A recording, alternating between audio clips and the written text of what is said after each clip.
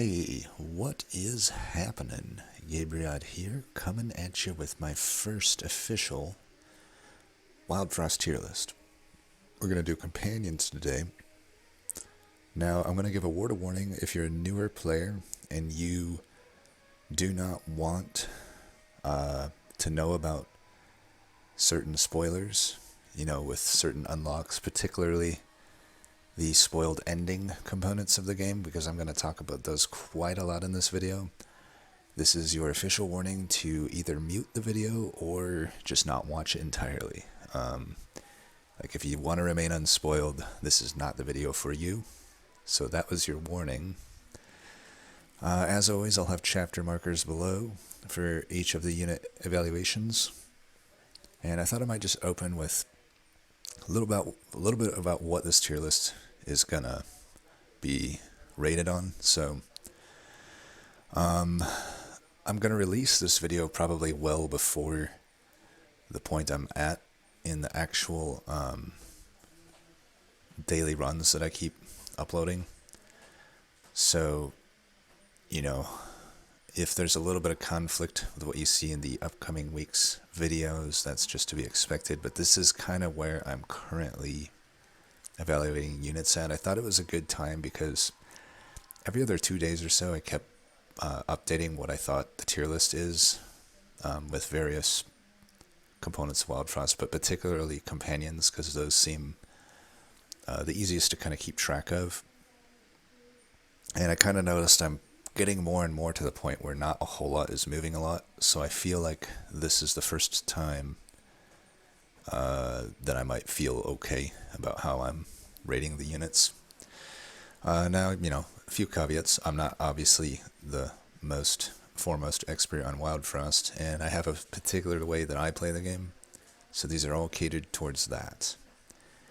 But I will say, I have quite a big win streak going currently, and I don't say that to say like, ooh, listen to me, right? Listen to me. I mean it more to just give you some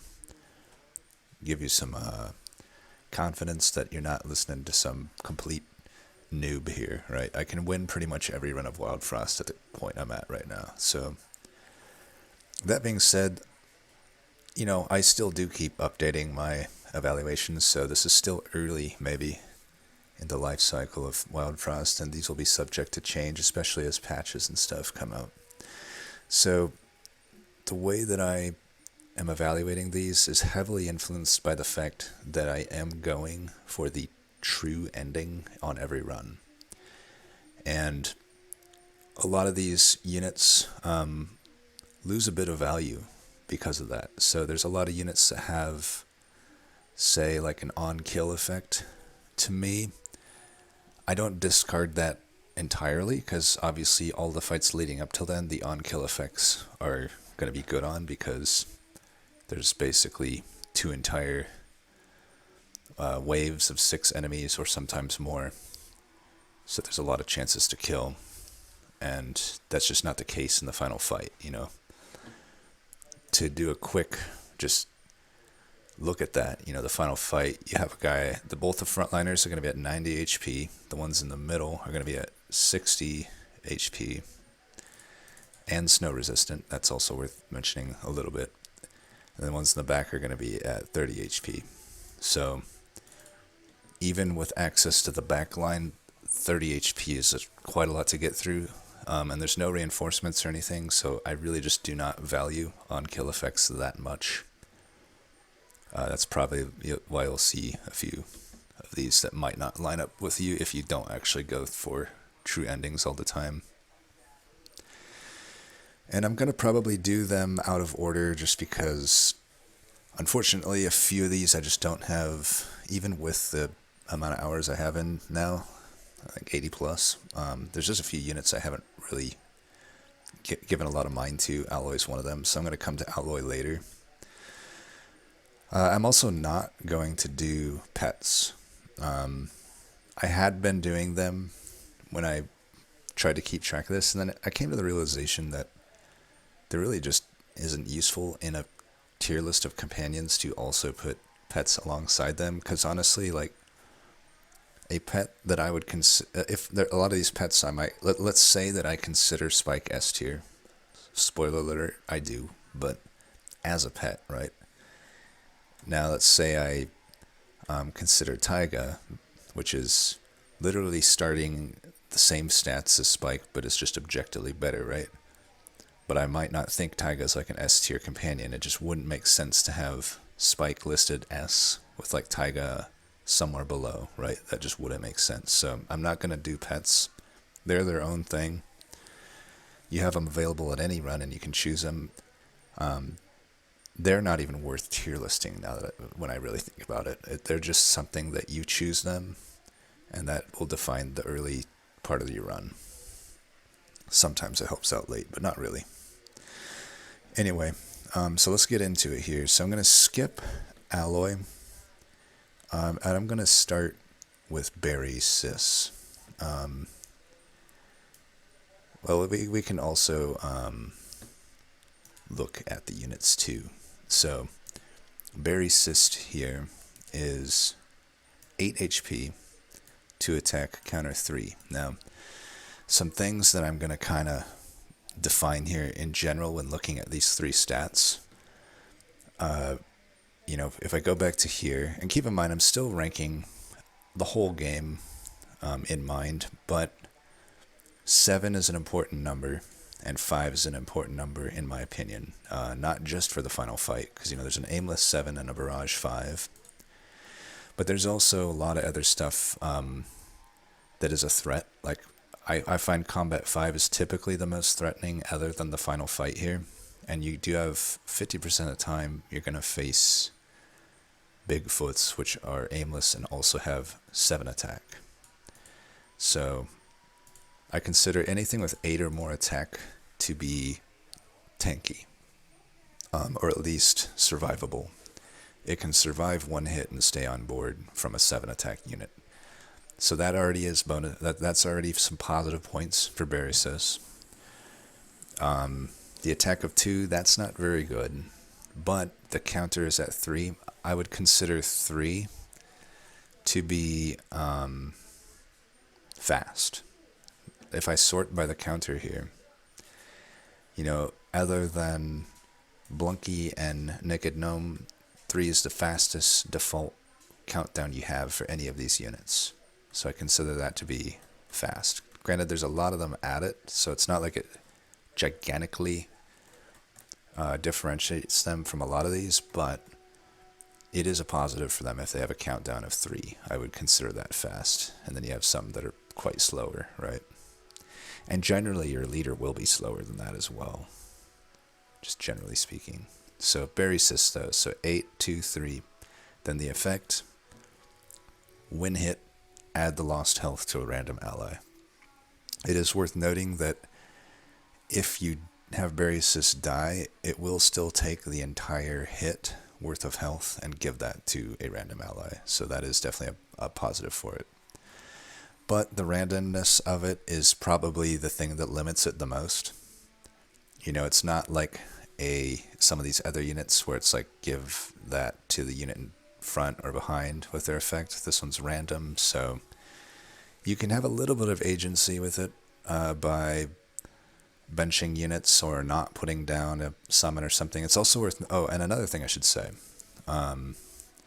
Berry Sis is a neutral unit. Neutral meaning it is offered for all 3 groups. Clunk Master, Snow Dweller, Shademancer.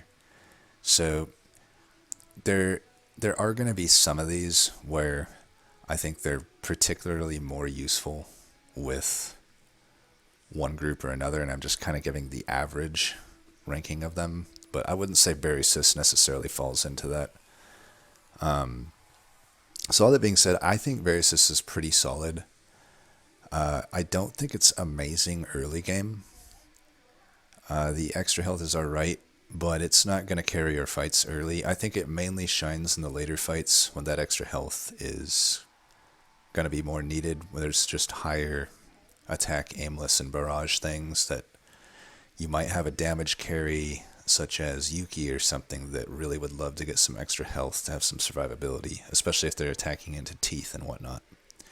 So Another nice thing, or I guess maybe a thing that's not as nice with Berry Assist though, is it does have to get hit to get that lost health. So if Berry Assist attacks into Teeth, then you don't get the benefit. That is something worth noting.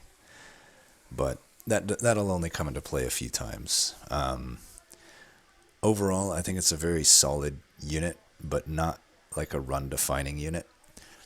Another thing I will give bonus points to for units is if I have kind of a concept of what I call the throwaway floor in the final fight. This is assuming I don't have ink or like an intrinsic soulbound skulls that kills the jailer. This is assuming I'm in a fight where Frost Jailer is going to be in there for the long haul.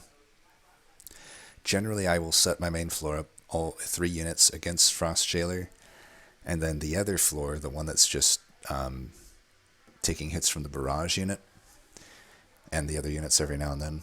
I call that my throwaway floor. So if the unit serves a pretty good purpose on the throwaway floor, that does give it extra bonus points in my opinion. So I think Berry Assist is a fine unit to just put on that throwaway floor.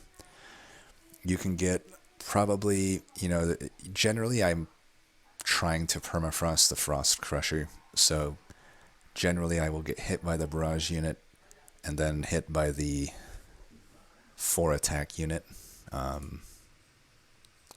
Frost Muncher, that's right, that's the name of that. So generally, I will take 9 damage. So I get a little bit of overkill. Maybe I can also snow that and get hit by barrage twice, then I get 10 health. So I'm getting anywhere from 9 to 10 health given to my main floor. That's a pretty good thing in the final fight. So all of those things considered, I am going to put Berry Assist in A. A to B sounds about right. I'm going to leave it in A for now. Most likely everything else in A might jump ahead of her, because I do think she's not incredible for the early portions of the game, which is weird, right? Because you think that extra health would be relevant. It just isn't. You're trying, in my opinion, to get combos together, and you also need to be a little bit fast early, especially if you're facing like Infernoco. And Berry Assist just isn't going to really help with those fights that much. That's why I almost lean her toward B, but I'll leave her in A for now. Maybe we move her around later. And then, Barry's bigger brother here. Oh, again, I need to remember to talk about them before I rank them. So Big Berry. This is a unit that, if we're not talking about a true ending run, is easily an S tier unit in my opinion. The stats are really good. 10, that's like, 8 we'll say is survivable. 10 we'll say is like quite tanky. That could actually survive that 5 damage barrage hit and the 4 damage muncher hit. Even, if we want it as a throwaway, it's already good there, right? I'm going to soak up several hits with it. But, up until the final fight, Big Berry shines, I think. I think that 5 attack is quite a lot to have on a unit, especially when the counter is only at 4. 4, I'll just say, is the standard. It's not slow, it's not fast. 4 is just standard for the counter. And the fact that it, on kill, heals 2 health to everybody is so powerful in so many of those fights. And it's definitely a unit you could throw some charms on. Berry Assist, I'm generally not going to put charms on, unless it's like extra health maybe. But Big Berry could actually benefit from like barrage, or maybe even some increased cooldown and whatnot, just to really help it carry basically the entire game up until the final fight. But as I said, it would be S tier if not for the final fight. The thing about Big Berry is still decent in the final fight. He can either hold the line on your main floor as the frontliner for however long at 10 health, or can go to that throwaway floor and eat up 3 hits. So it's not like it massively gets worse in the final fight, but it's certainly not being able to have the on-kill effect is a big downside in that final fight. So for me, Big Berry, I'm always happy to have it, but it's definitely not below A. I could maybe say A+. I'm going to leave it an A for now, though, because I don't think that it necessarily does enough in the final fight, aside from being just a good, solid throwaway, to kind of give it into that A+ or S area. then Biji. Now this is an interesting one. Because in all of my tier lists that I had from even when I first started doing these, I've always had it in S, but it's hard for me to explain why. And really, when I look at it, it really doesn't seem like it should be in S. It's tough because there's a lot of good units in that Clunkmaster group. So, you know, it might be, it's tough to really evaluate BG in a vacuum because usually it can be comboed with something like a Fizzle and whatnot, and it's just, them together is so powerful. Even if not that, just anything really, like even a Scaven or something. But as long as frequent attacks are happening, BG's going to be quite good. Even if I'm only applying 2 bomb, like if I compare that to Dimona, who applies 1 demonize, like the 2 bomb is just so much better. It's almost always giving you at least as much damage as demonize would, unless you're really going for a heavy hit. But that's just not how I find most fights go. Most fights actually have a lot of little hits that happen over and over again. And bomb is just so much better there. And, 2 is the bare minimum, right? It increases by 1 hit. So, the thing that probably prevents me from saying that BG is actually S is that 6 health number. The 6 health number is not great. Doesn't do any actual damage itself, 0 attack, and 4 is not necessarily fast, but it's not necessarily slow either. Like every 4 turns applying the bomb is actually, that's quite a lot of damage, especially in the longer fights. Especially if it's a unit, a boss that has, this is such a good boss killer. I think the main limiting factor is that 6 health. If it had like 8 health, I think I could justify S. But I will say, in my runs, it has always performed as an S tier unit. I just think that that's a bit of variance, though. When I think of that 6 health, it just isn't enough to allow it to get hit enough. Now, keep in mind, I can always hit it with junk, right? But it's only 1 bomb increased. I don't think it's a particularly amazing play to hit Biji with junk, but I do think it's okay if you have nothing better to do. And that, that extra bomb, like I said, you're applying it every 4 turns, so that can definitely compound. And also in the final fight, I think she performs quite well. Her main limiting factor is she cannot, like if I have her on the main floor, she's susceptible to die, but she's also in the Clunkmasters who have ink, right? So likely I can ink something, either the aimless guy or the jail master, or both of them, and I can get around that. So it's like, I think because she's in Ink Masters, the 6 health is not nearly as much as a downside. But I will say, it just doesn't necessarily feel like she's S, so I'm going to put her in A+. I have some other units in S that I just think are undeniably a step above, so I think BG I'm going to settle for A+. And now we have Blunky, aka Agent Blunky, if you watch Voix's channel. And, I respect the Blunky. I know that Special Agent Blunky is near and dear to many hearts, but I regret to inform he's not very near and dear to my heart. I really don't find Blunky to be very good. It is true that you can like redeploy it to keep gaining block, but that seems pretty slow to me. It definitely has some things going for it, right? Like it has 2 cooldown, which is really small.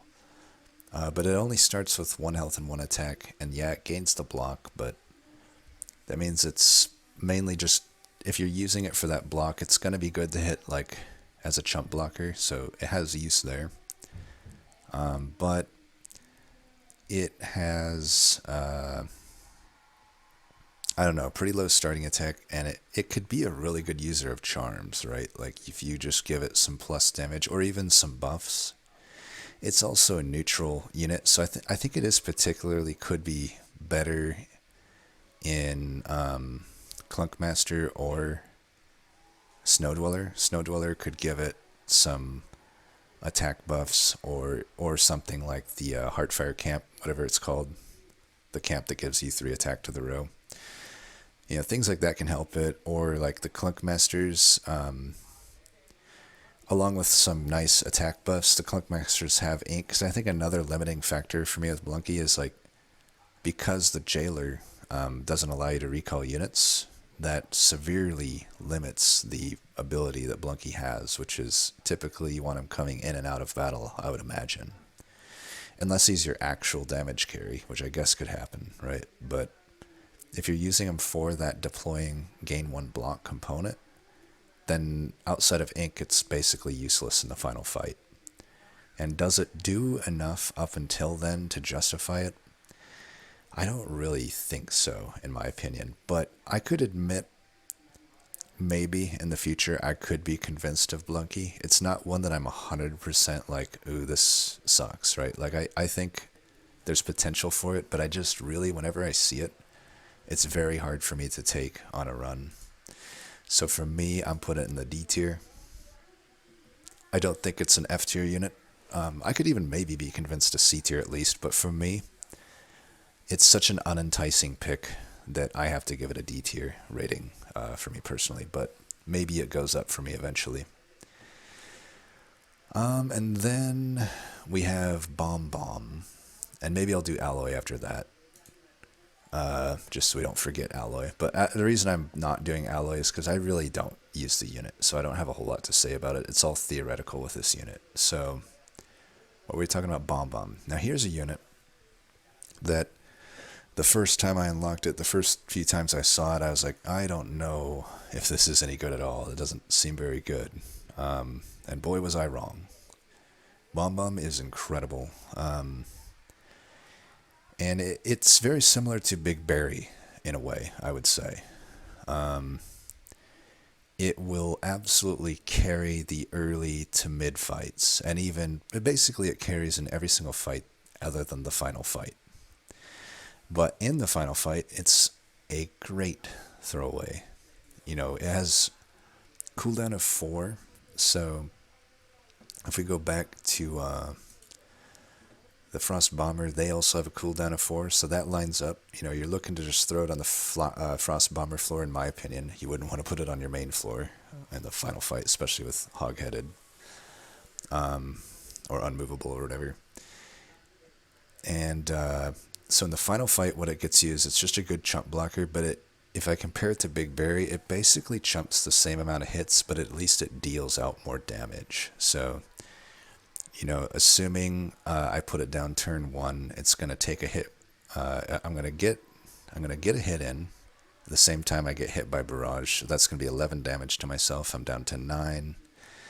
Then I will take a Muncher hit, assuming I don't have snow. I'm always assuming, by the way, that I'm like hard freezing Crusher, because almost every run I am doing that. So we're just assuming that the Barrager hits me and that the Muncher hits me.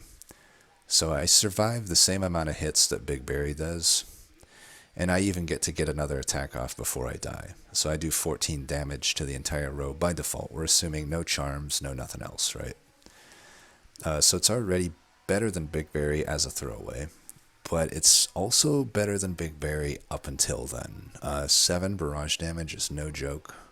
It has a decent enough speed at 4. And in all the other fights, you can take this unit in and out, and actually it's super versatile in what it provides you. You know, it sure is nice to get that 7 attack to the whole floor. That's going to earn you a lot of gold in a lot of cases. It's going to severely speed up every fight. Allow you to get to that back line in a big way. You know, we've all been there where there's an 8 health Makoko in the back that you can't deal with, and it just ends your life. But Bom Bom just needs to hit it once and then, you know, give it a little love tap with a gear hammer to follow up, and then you're good. But even beyond dealing that damage, like, Bom Bom has 20 health. You don't have to let Bom Bom attack. You could use it. Essentially what it does is it does kind of Blunky's job, but better, right?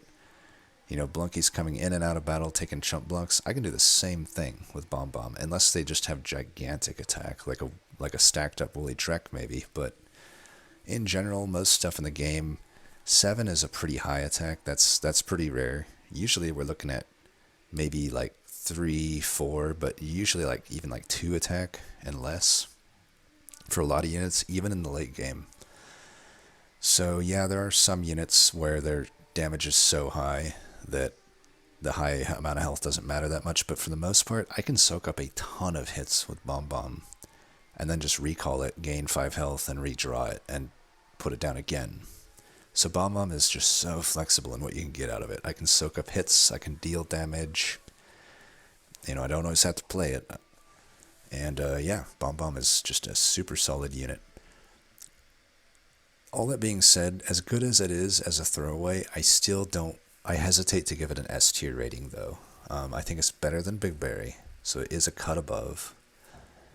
But I don't think, like, it's not super flexible in the final fight, aside from being a throwaway unit. I think you could use it as your main damage dealer, but you're going to need a lot of moving parts for that to happen. Enough that I wouldn't consistently say that it can be labeled as S tier unit. So now we'll go back to Alloy, so we don't forget about Alloy. Alloy is a unit that maybe I will give more mind to. My main problem with Alloy is that 2 bomb. And I guess I don't find the effect that useful. Like, it has definitely some things going for it though, right? So it has 15 health and 6 attack. That's good. Counter 5 is not good. We've determined 5 is definitely a slow unit. That's below the kind of standard of 4. Definitely well below the gold standard of 3. And it's weird, but like the Clunk Masters, for being named with Clunk in their name, I don't really use clunker units that much with them. I find that really it's just their items and their companions are what are so good. So Alloy kind of also has the problem of just being in Clunk Masters who have better companions typically. You know, almost every other companion to me that they have, the specific, you know, the clan specific companions, almost all of them are preferable to me than Alloy. So it's like, in a vacuum, I think Alloy's okay, but it's really hard for me to take the unit, so I just never really end up with it. So, and I will say, since it's in Clunk Masters, there is one benefit here. You can, it starts with a 2 bomb, but you can recall it just to get rid of that bomb and then replay it later. Still means it makes the unit slow though. A unit that already has a counter of 5. If I have to do that, that's not a very good positive. Now, probably a more realistic scenario is I just put it down with the bomb and I still just let it take hits, and then I eventually recall it. And when it comes back, it won't be so bad. It'll come back probably 7 to 8 health with no bomb, and then it's still kind of at that tanky level. 6 attack is definitely good, but if I compare to Big Berry, like, you know, over the course of a fight, a Big Berry will definitely do more damage, and they both have an on-kill effect, but I think restoring 2 to your entire row is a lot better than 1 scrap to a random clunker, of which I don't know. I have, you get the 1 clunker by default, the Junkhead, which is alright, but I don't think a lot of the other, like they have good clunkers, it's just, I don't need them most of the time. Clunk Masters is just so busted that you don't need it. So I think Alloy is probably subject to change. It's really hard for me to rank this one.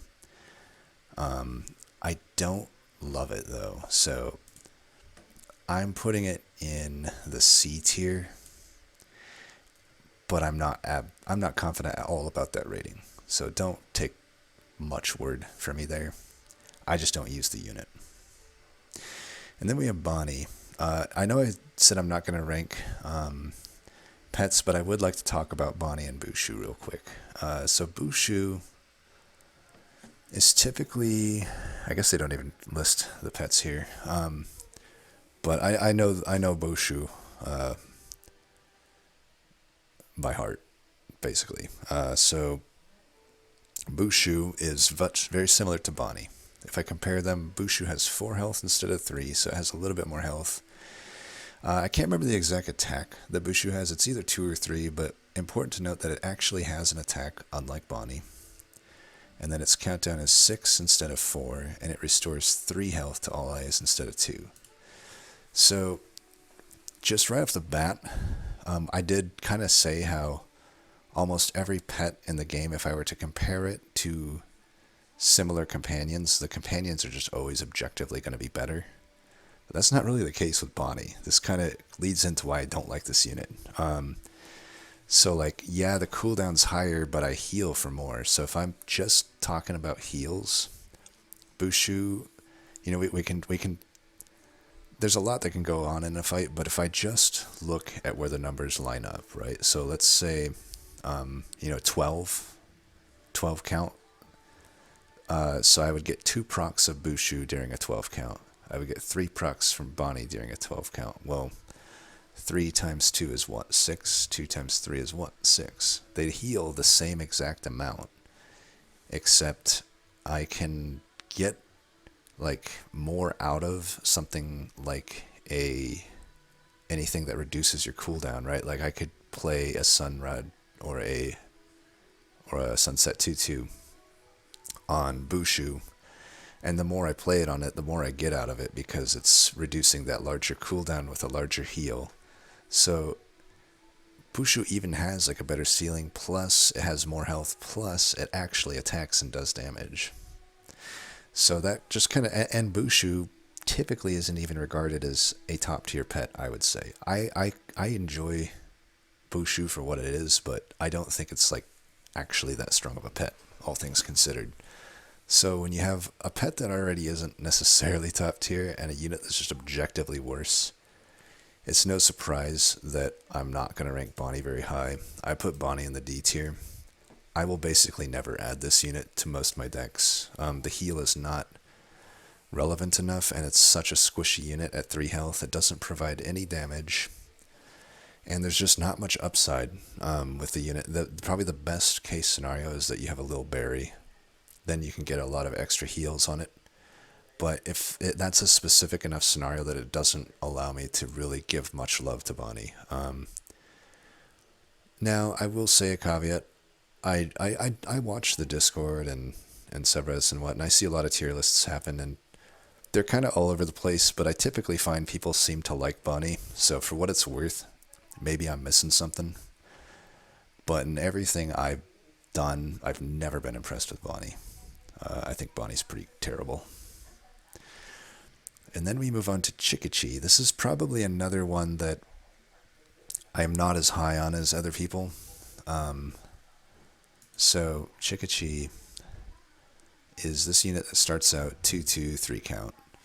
That's not even necessarily that important because this is a very unique unit, right? When sacrificed, summon Chikani, which is a 4/4 version of the same unit.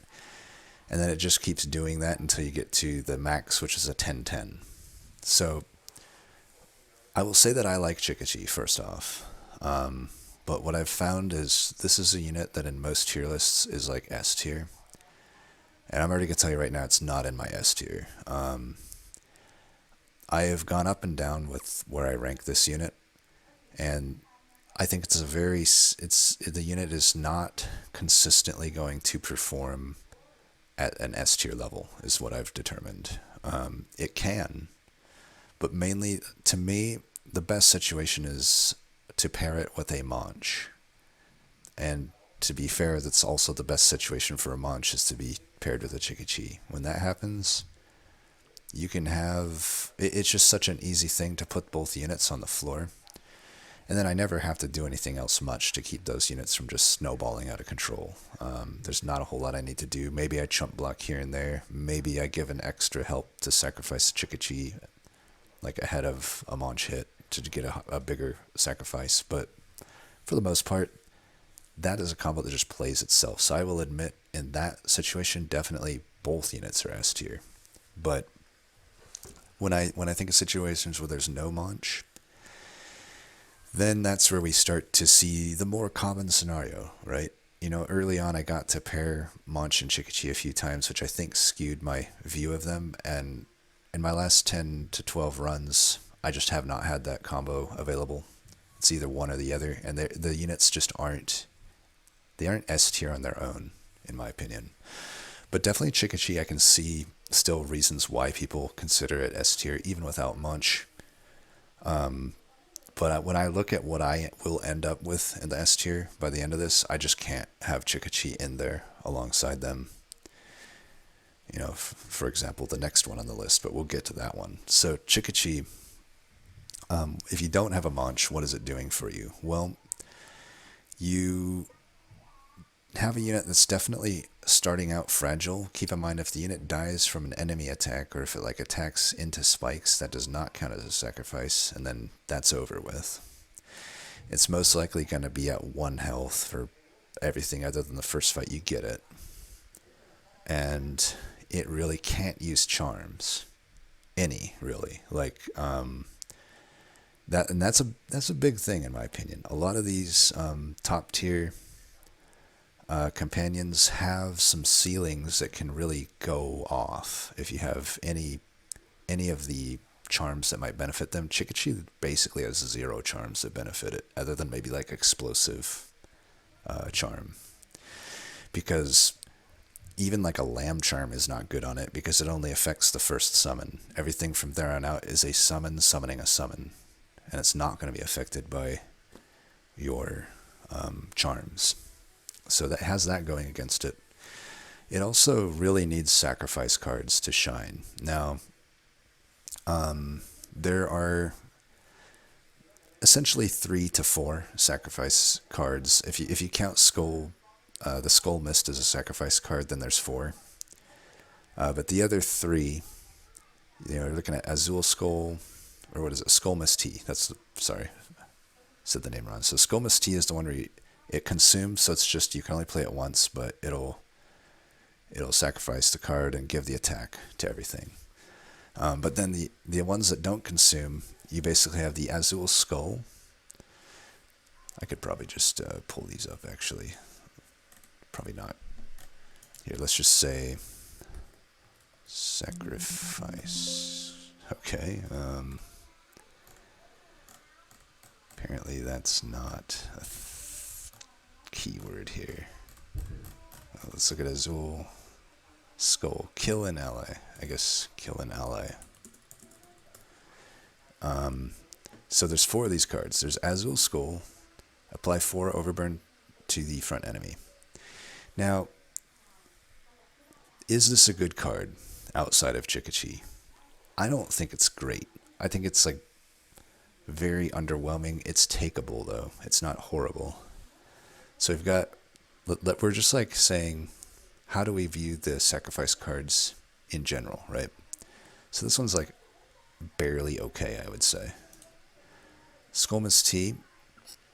This is one that consumes, so I can only play it once, but it'll give the attack to all your allies. This one can be quite good, I would say, but honestly I find it to be one of the most overrated cards in the game. I think actually a ton of Shademancer runs cannot really benefit from this that much. And it's also kind of weird, if this is your only sacrifice card with Chikichi, it's kind of weird because it's like, well, the first 2 sacrifices you can usually kill with a Tar Blade, right? 2 damage, 4 damage, or at least like 4 damage and the guy gets hurt. Isn't too hard to do, but once you get to the higher healths, you kind of have to finesse it a bit. If you're trying to kill with Tar Blades, you usually have to like take a hit and then Tar Blade, which is not a great turn, by the way. Tar Blading your own unit is not a great turn. So a lot of times it's just you have to Skullmist Tea early, so you're not going to get actually the high amount of attack that you might be able to get from Chikichi that often from Skullmist Tea. But I will admit it's okay. So I think Skullmist Tea is a good card though, all things considered, just not like great.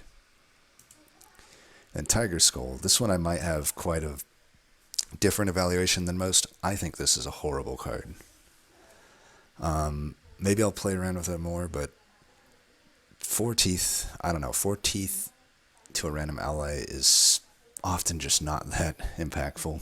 I would rather, almost always rather have the Azul Mask or the Azul Skull if I'm going to compare these cards. Like, If this goes onto one of your summons, it's not good.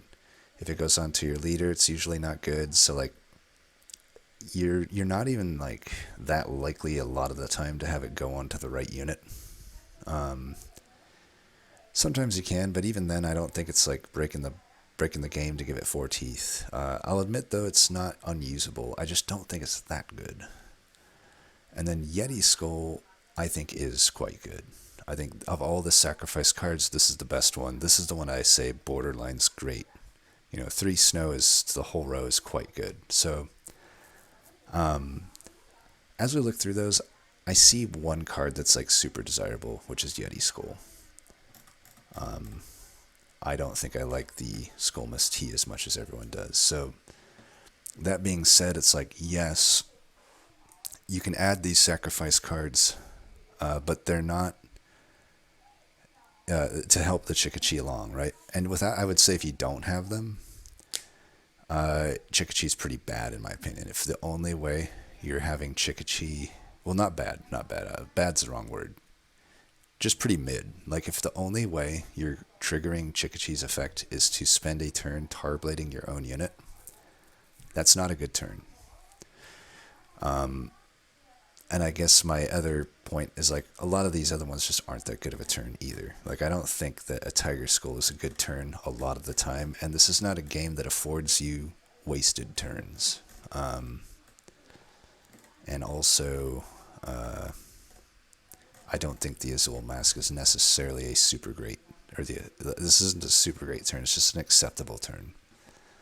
But I will say, a big thing about Chikichi is that it enables those sacrifice cards to be taken quite a lot more comfortably. So it does open up like your available hits on a run, right? It reduces the bricks in your run, which is definitely worth something, right? I think somebody in Voidic's Discord had kind of said that almost all of their Chikichi runs, like having Chikichi defines the run, and I can agree with that. I think that it absolutely allows you to take all these sacrifice cards and have them be acceptable. But is it S tier, even with the sacrifice cards? I just don't think so. I think it can't use charms. It still takes quite a lot of investment to pull off. And since it is a summon, it's still kind of a liability. Every time it attacks, it's going to lose a health. I can't recall it. And that, doesn't matter in the final fight, but it also, like, it can't die on the way up.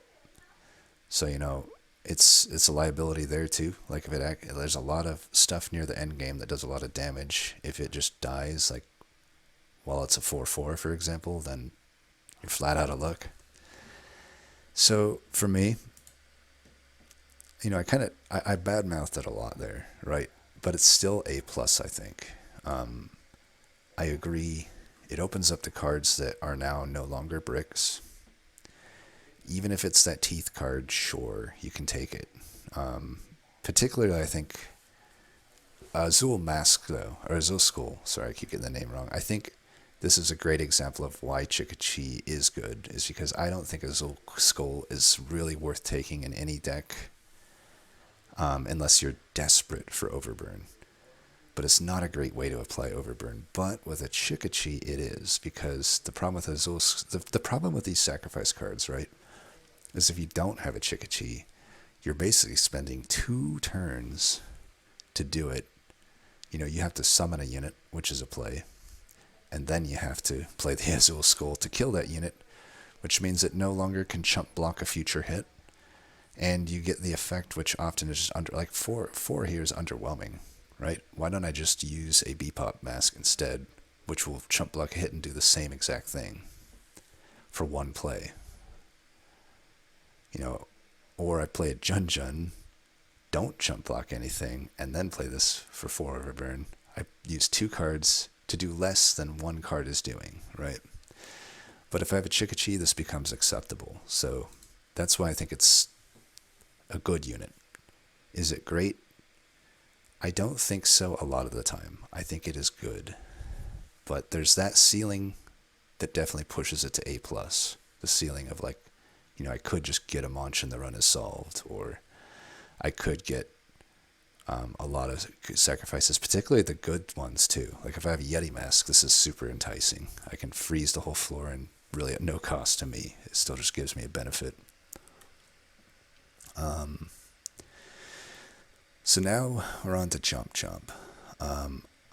This one, I'm going to place it before we start talking about it. And I'm very confident in this placement.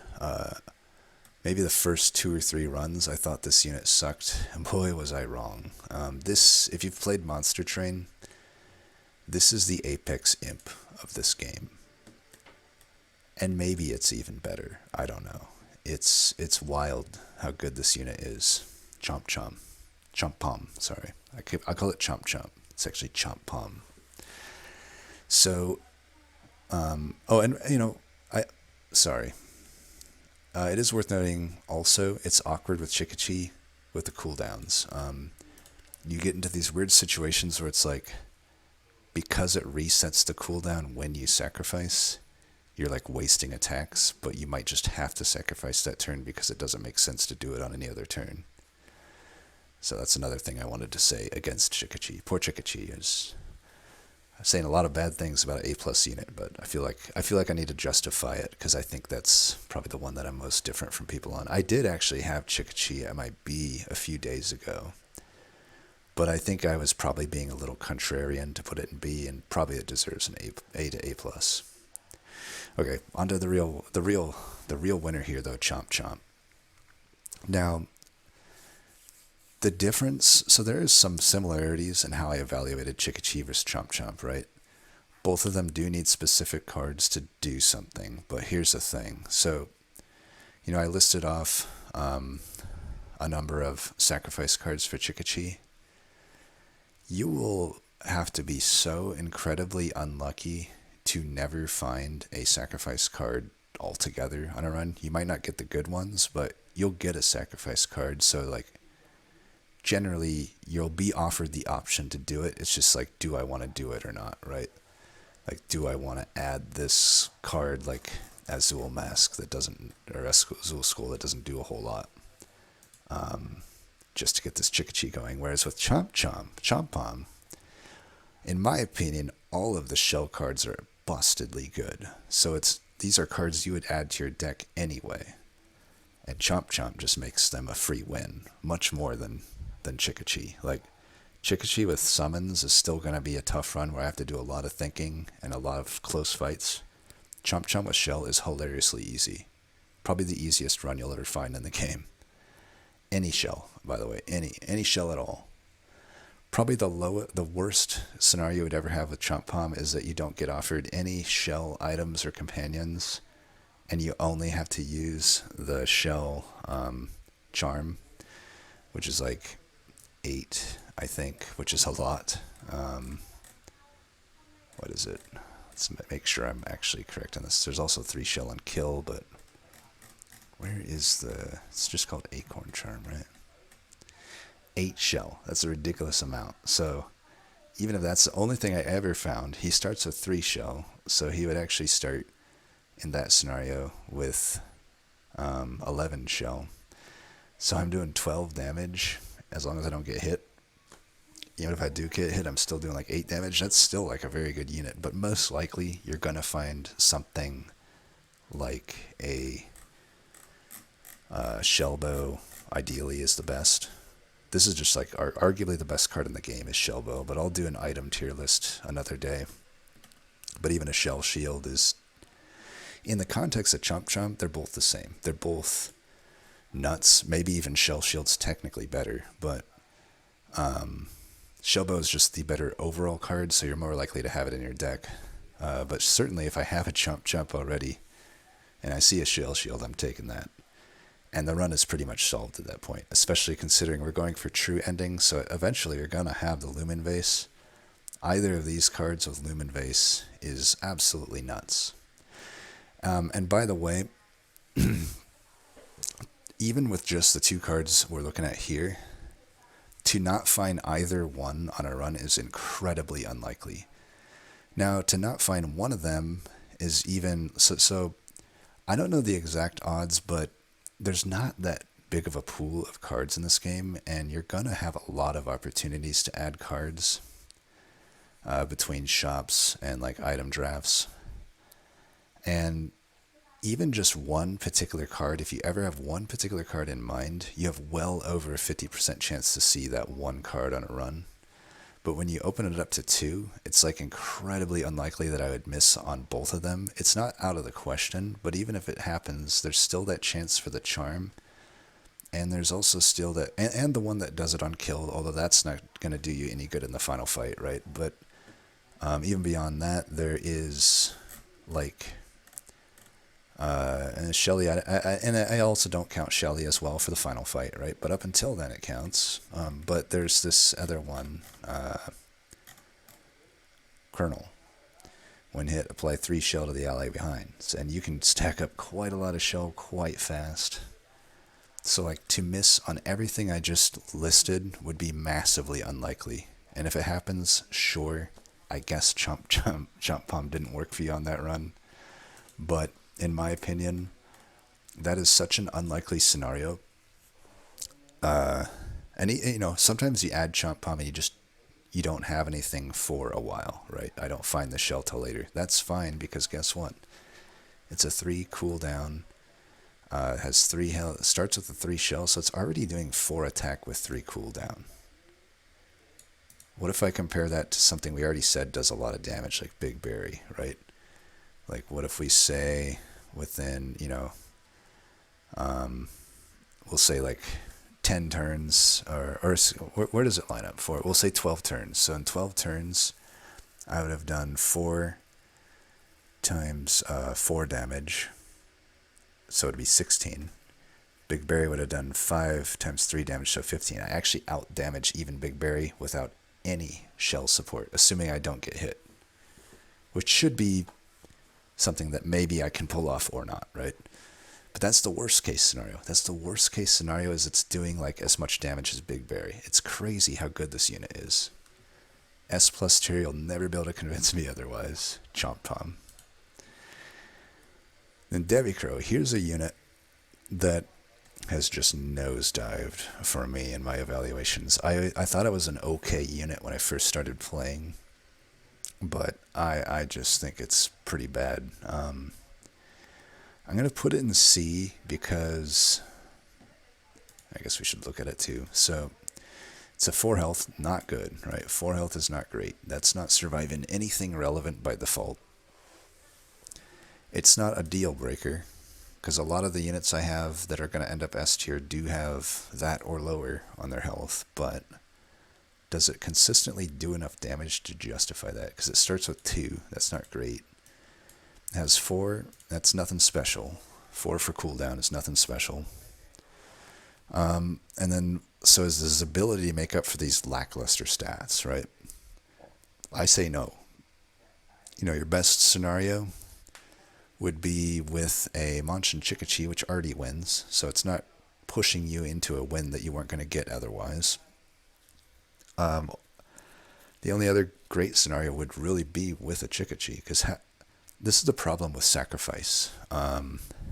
If you're not running Monch, if you're not running Chikichi, then Devicro is not good enough for me to say, okay, I'm going to put a sacrifice deck together. Or not even like a sacrifice deck, but just have a deck that has sacrifice in it. Because it's just so hard for me to do anything there. Maybe you could have like a Bom Bom that gets sacrificed. I'd rather just have the Bom Bom, you know? I'd rather just use Bom Bom other than Devicro. You know, Bom Bom has Barrage, has more health. Devicro does not have Barrage. Same cooldown, not more health. Also, if I'm sacrificing Bom Bom, I'm doing even less damage because it's going to be injured each fight. And, you know, basically it just comes down to, if you're not using it with Chikichi or Monch, then there's not much there for it. Like, yeah, I could sacrifice a Junjun for 2 attack. I could sacrifice a Fallow for 2 attack. I would never want to sacrifice a Fallow, though. Outside of, like, maybe a Monch eating it for the health. But Fallow is just way more useful as a Fallow than as 2 damage to Devicro. Now maybe the fallow takes a hit and then gets sacrificed, sure, maybe, but still, like, forgive me for not being that impressed with just a minor attack increase to this unit, which is already squishy, which already doesn't do anything else. I really don't like Devicro. That being said, there is a ceiling for it, right? You know, if I have some sacrifice going on, it can definitely gain a significant amount of damage, and it can pop off. So it wouldn't feel right putting it in D tier, because it has some rare runs where it can feel like an A or S tier unit, but on average, I usually regret taking Devicro. It's probably one of my more taken units that ends up being a complete waste. I think it really, I try to take it less and less these days because it just doesn't end up doing much on most runs. I think Devicro, to me, embodies like the win more type unit. It's only doing good in a deck that already did good otherwise. It's not pulling you out of the depths of a miserable run. It's just going to make your miserable run even more miserable. And then we got Dimona, who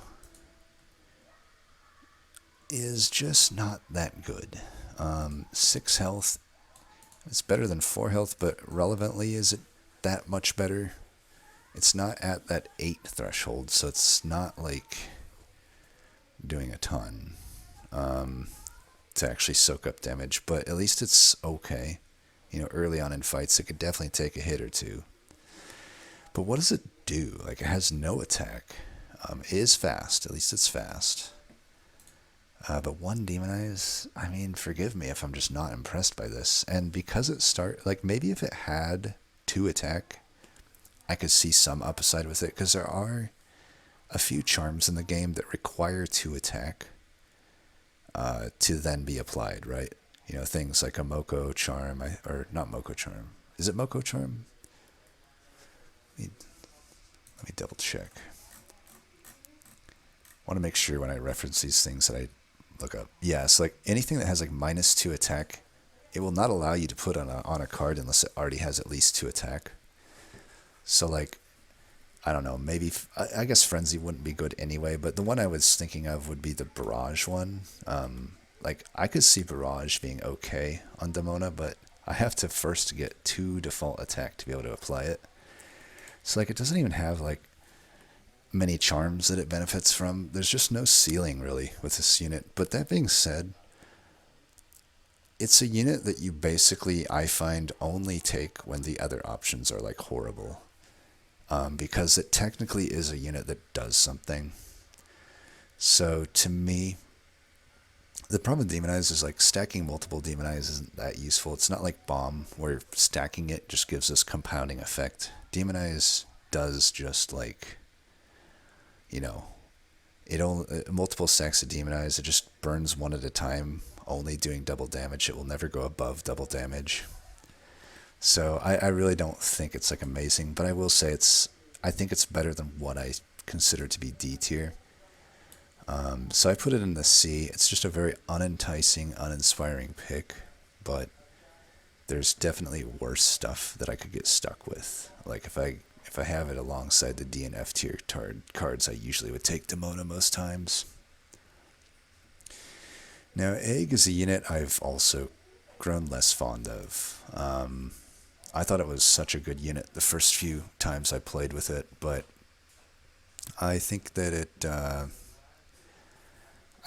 does suffer a bit. You know, it comes to, at least it doesn't have to be sacrificed. That is definitely one positive of it. So you can just put it down, let an enemy kill it. I like that aspect of it. That aspect of it is quite good. But then let's take a look at Drag here. I think a big thing maybe is that I have not really valued Drag as much as I used to. Like it's certainly a good unit for a newer player, I think, the Egg, because when this unit pops out, which is easy enough to do, right? It'll just like clear waves for you, and it doesn't need, there's not much finesse needed with Egg. It just does what it does. And that's going to be really good. I think for me, Drag fails into the fights I need help on the most, right? it's absolutely abysmal into the teeth fight, right? Combat 5, 50% of the time, you're going to face marrow and teeth friends.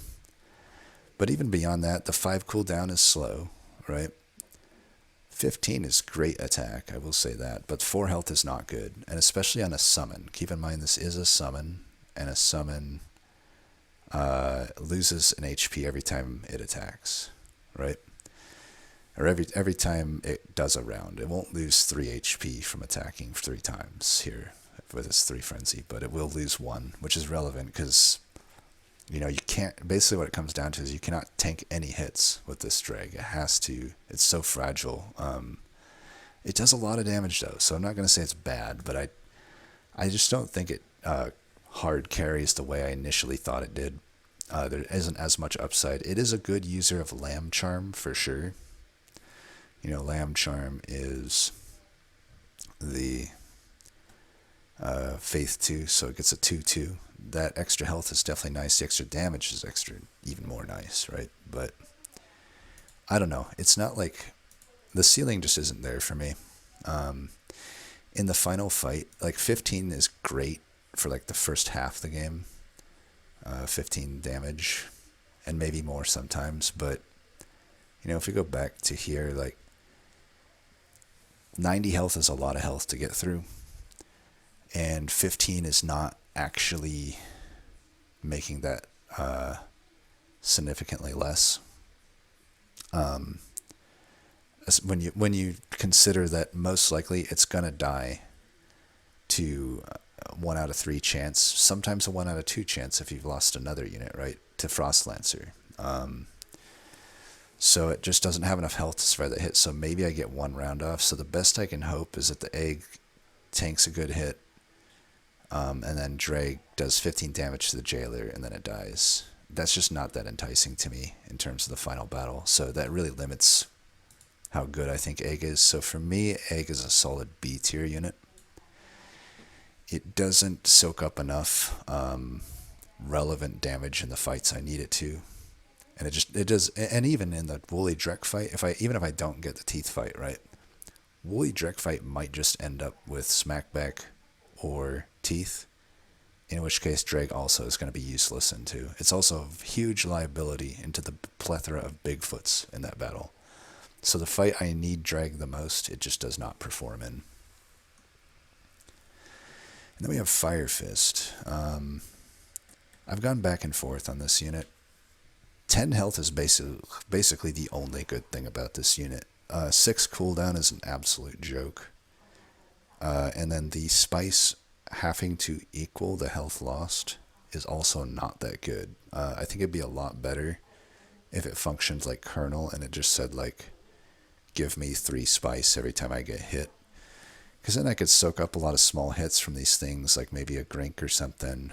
And granted, I'd be getting frosted as well, but still, at least I would gain positive spice there, and maybe some other units like a Makoko it could really shine against. But as it stands, it's just like gonna sit there. And if I want to actually do any amount of damage with it, it has to basically almost die. And then, I mean, I guess the one thing I will say is like maybe Demon Heart has its best use case with Firefist. Probably the only unit that it makes sense to use that on. I could see that being the case, but I just don't think it's very good. 6 attack is abysmally slow. It starts with only 2 flat attack. The spice gain isn't that high. The only time this might be good is if you have, I'm not going to pull it up, but there's a clunker that gives you permanent spice. I mean, that's another problem with spice, right? It just goes away after you attack. Granted, the fight will probably be over by the time you attack a second time. It's just like ridiculous how bad the cooldown is. So Firefist, the only thing it really has going for it is that it's 10 health. But the problem there is like, it could be a potato, and it essentially is a potato in my eyes, but even a potato that has 10 health, I think is baseline C tier, because I can still throw it away on the off floor in the final fight, if anything, and get 3 hits out of it at 10 health. And also, Leading up till then, I can just use it as an Ancient and Blunky, essentially. Take some hits, maybe take it in and out. Another annoying thing, by the way, though, is even doing that, for some reason, Spice is the only buff in the game that does not persist when you recall the unit.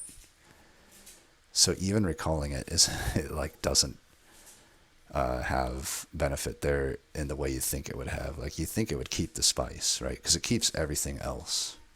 If I gain block, it would keep the block, vice versa. But Spice it does not keep. But that being said, 10 health. It gets C tier. Like, just by default, it's C tier if it has 10 health. And no massive associated downside. This is going to be a long video. I just guess we'll keep going through it here. I tell you what, I'm going to give my voice a break, and we'll come back to it in a bit. We got a fun one to come here, though, with Fizzle. One of my favorite units. You can you can guess what I'm going to put it as. Anyway, we will get back to it in a bit here. Alright, so I'm back, and time to look at Fizzle. So Fizzle has a 5 health, which is not super great, right? 5 is not going to survive any of those big hits. However, it's still, like, okay. I mean, it's better than 3 and 4, but not massively. But keep in mind, it's in the Clunk Master clan. So that means that you can ink aimless or barrage units, and this 5 health isn't nearly as much as a downside as it would be at the other clans, right? So I quite enjoy Fizzle. I'll just go outright and say it. For a while, I kind of just considered her the best unit in the game. I still think she might be, just in the general sense, because she has probably the best floor of any unit. Fizzle will never not be giving you S tier value on a run, even if you never, like, your default deck, by the way, already has ways to give it extra damage, right? So it strikes 3 times, so even just if you're only using the what is it called? Sunsong box. Give it a counter steroid and give it attack. Even if that's the only thing you're doing, you're still giving it 3 attack essentially every time you do that.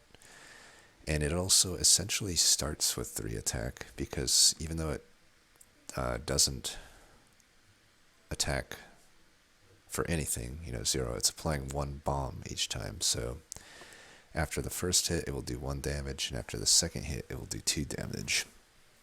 So it already baseline is like doing Foxee level damage and getting Foxee level benefit from putting attack buffs on it. It does the same frenzy. The only real downside it has over Foxee is simply that it has 1 more on the counter. But it has 1 more health, and it does baseline the same damage, but the big difference here is that, that a bomb that you're applying is useful to everything moving forward, including Fizzle itself, right? Because now Fizzle, when they come back to attack that thing, it's going to have 6 bomb on it, right? Or sorry, 3. It's going to have 3 bomb on it, but you're going to do 3 damage, and then it's going to have 4. Like, it just keeps going up. And if they've somehow, generally most normal units aren't going to survive a second round from Fizzle, which is already just putting it into bonkers territory, right? Just by default, with the starting deck, the second round of strikes, Fizzle will kill almost every unit in the game, other than the most tanky ones or bosses. But then even on those really tanky ones and the bosses, it's just extra good on, because, like, you're just putting so much bomb on them. And also, I've kind of said how some of these other units, I don't really give them extra ranks, or maybe even give them less rank, because they don't really use charms well. Well, Fizzle definitely uses charms well. Any sort of application type thing, like apply snow, even apply demonize to a certain extent, is pretty good because it demonizes the damage that the bomb applies at, and then it'll just leave it with demonize. But like a lumen charm, for example, or even the bomb charm itself, those are, lumen charm is the one that boosts the effect by 1. Like now you're playing 2 bomb per attack if you get that or the bomb charm. It's just absolutely wild how good this unit can get. But even beyond all of those hugely beneficial high rolls for it, the worst case scenario is still one of the best damage carries in the game. And even if you basically don't have to find any scaling. Fizzle is just your scaling. You're just putting bomb on units. Fizzle itself then applies the damage just fine. You don't need, all you need is some beefcake to take hits, and everything else is solved almost entirely by Fizzle. It is absolutely an S+ tier unit. Do I put it in front of Chompom? I don't know. Maybe. I would say yes. There is a theoretical low roll with Chompom that doesn't exist with Fizzle. That's basically the only reason. But if you have Fizzle, you're not going to have a hard time. The one thing I will say is Combat 5 Teeth. That would be the only tough fight. But you're in a clan that, again, has ink. Like, you have ink. You can ink the marrow.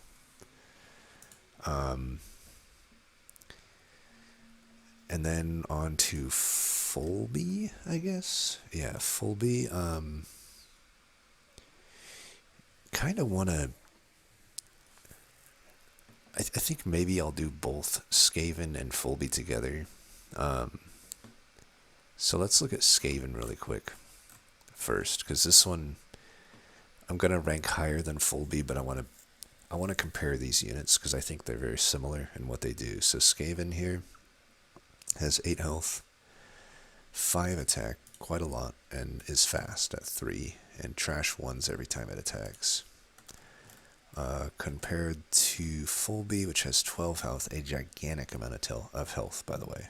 It's one of the highest healths that any unit has by default, which already means by default it's going to be a good unit.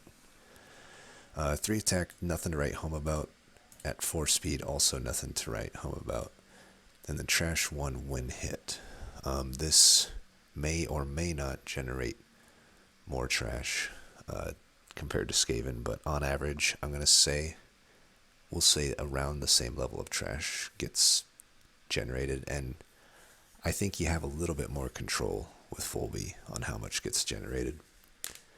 But generally, in my experience, most Clunkmaster runs want trash, so the trash here is not usually a downside in either case. Usually it's an upside or net neutral.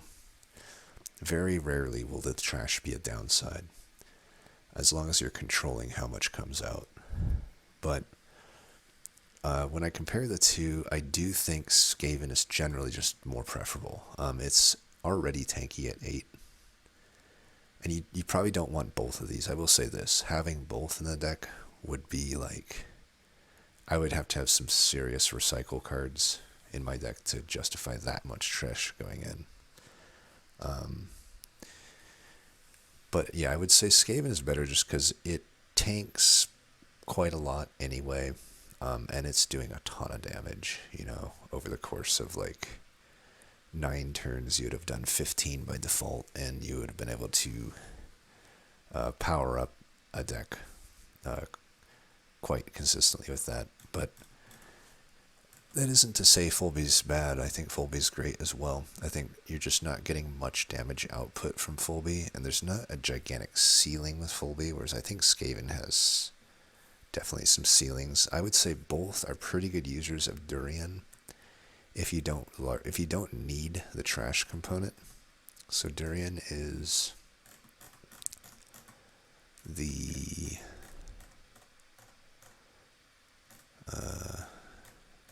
fruit that doesn't smell as bad as everyone says it does. But it's also A, B, C, D, E, F, G. Oh, this is not the charm stuff.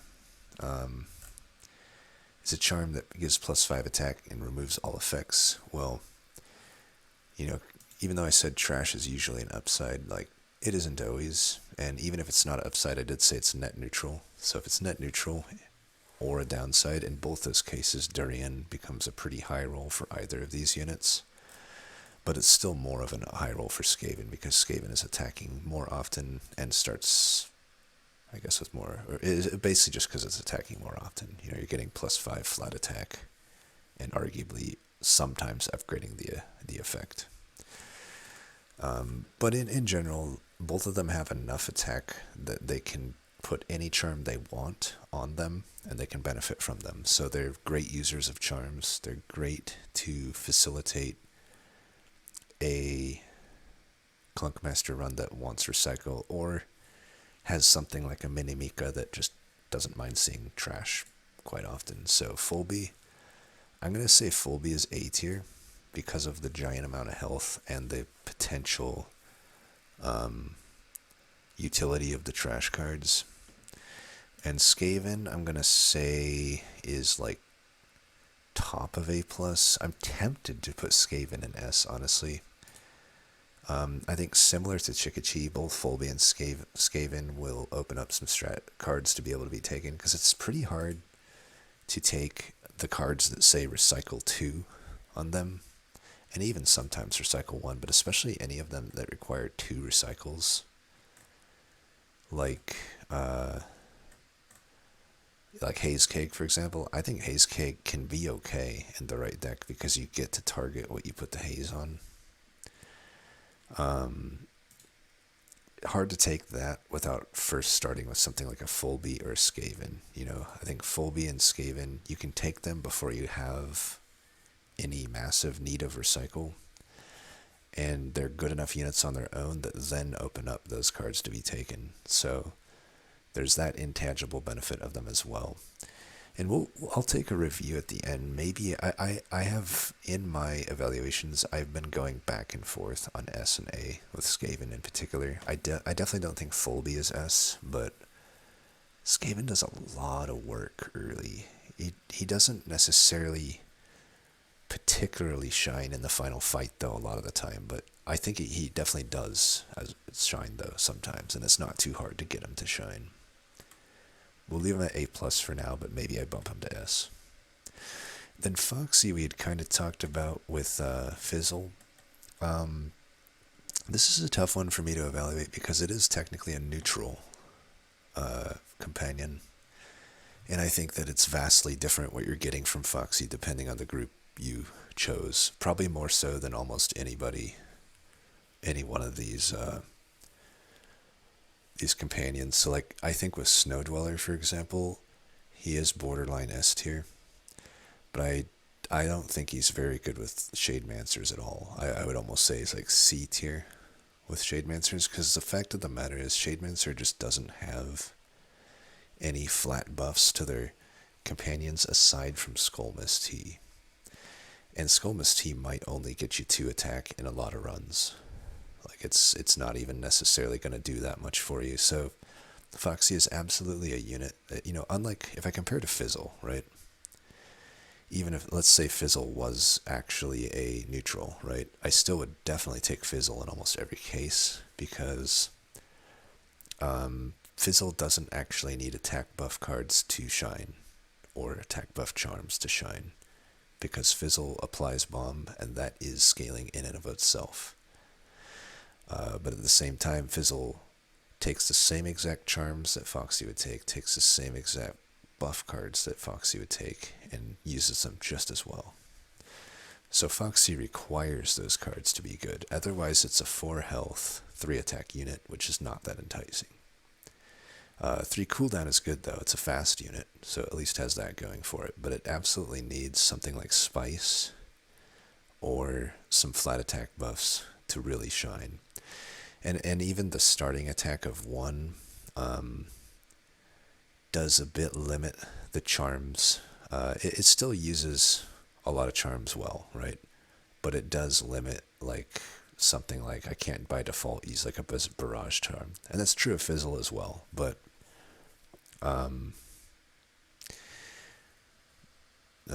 you know, it's just not, it is a slight downside of it. So it's hard for me to rank Foxee. I think that most people are a lot higher on Foxee than I am. I can't remember the last run I needed a Foxee, let's put it that way. It certainly is good when it pops off, but I think on average, it's not actually that good. I don't think it's great with Clunkmaster either. I know Clunkmaster has a lot of flat attack buffs, but not nearly as many as Snow Dweller. I think with Snow Dweller it's an S tier card, but I think it's like B to A with Clunkmaster and like C to D's probably being too harsh for Shademancer. I mean, there still are some neutral items that can give it buffs, right? There's still Molten Dip, for example, but there's not many. I think that might be like the only one actually. But yeah, so for me, I actually have it in B tier. I know most people have it in S or A. For me, maybe it'll get there one day, but for now, as a whole, I just don't think Foxee fits a lot of runs. It needs a lot of help to get going, and plus, think of it in terms of the final battle.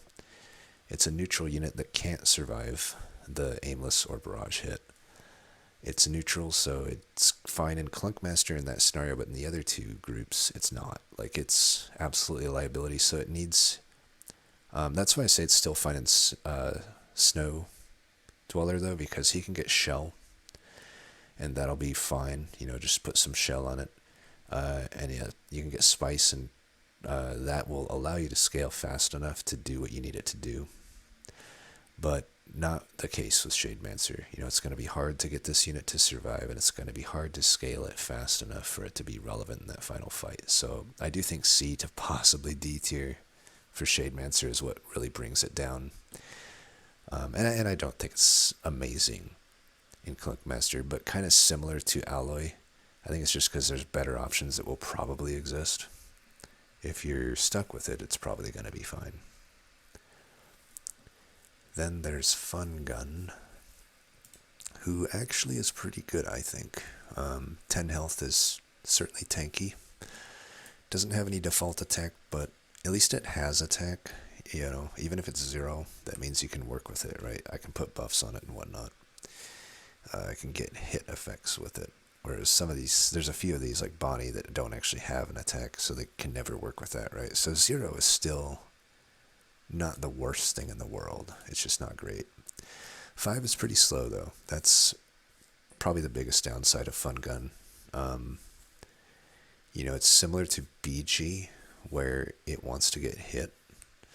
I would say it's in Snow Dweller, which doesn't have the added benefit of junk, though I guess you technically could get junk from a Gnome Traveler, but I don't think you would do that just to power up a Fungun.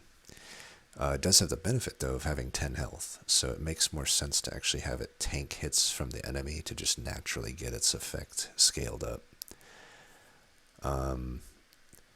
Because of the 0 attack, you'd have to somehow add 2 attack to it in order to get things like Barrage, but I have done that before, and it's a very specific scenario to get there, but if you can get Barrage on it, it's amazing. You can also just get Barrage by something like a Gotcha Pomper, right?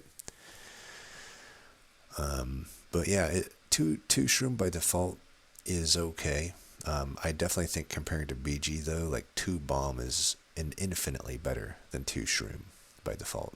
And increasing by 1 hit, the Bomb just gets even better, right? Like the Shroom, it's nice to get it increased, but it's just not going to do as much damage as Bomb does. Just full stop, it's not going to. But I think Fungun is definitely a unit you can build around, and it's never going to be bad.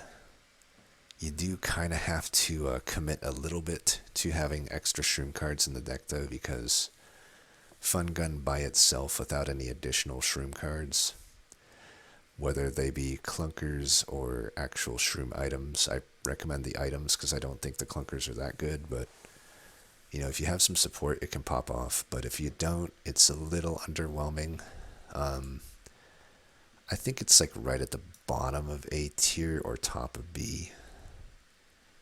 I might say B for now. Maybe when I look at it at the end, I'll readjust and put it to A. It's hovered between A and B for me usually. I think I even put it at C at one point, but it's definitely not C tier. I think it's at least B tier. It does enough on its own that its floor is decent, and the ceiling is pretty high. It's definitely typically going to be better than the alternate unit, which is Wort. We could actually do Wort right now while we're on the subject. They're the only two units that interact with Shroom. So Wort is another unit that has 0 attack, but it's quite a lot faster at 3, right? And 6 health is not horrible. For a unit that's essentially a damage carry, 6 health is like surprisingly high. It still isn't going to survive a 7 attack, but it will survive the 5 attack barrage, but you're typically not going to put it on that floor anyway. So it's not super relevant that it can survive the 5 attack barrage. But, you know, you are in the clan that has Shell available. It's very likely you'll find some form of Shell, so you'll get it out of range. And until then, it can just tank hits in normal fights, right? The aimless, I normally don't mind aimless on units, but I do think it's a bit of a significant downside on Wort because of the way Shroom is, right? Like, Shroom is not useful spreading across 2 different units at 2. You'd much rather put 4 onto 1 unit. It's going to do way more useful damage in that case. So it's fine if you can make it attack into a floor that has 1 unit, ideally, or at least 2 to give it like a 50-50 chance to stack on the same unit. But when it's 3 units on a floor, it's not too good. It is Frenzy, though, so like it can be an okay... It's weird that it's... The thing I like about Wort is often I don't have to commit so much to Shroom for it to work compared to Fungun. And what I mean by that is, you know, if I could take Wort early in a run and then see if Shroom materializes or not. And if it doesn't, I might have something like Spice materialize or just like flat damage buffs. And since it, even though it's aimless, since it is a Frenzy unit, it can benefit quite a lot from those type of cards. It's not too bad with Spice. It's not like the best unit with Spice, but it's definitely better than just some single striking unit, right? That doesn't have Barrage or something. So Wort is pretty versatile.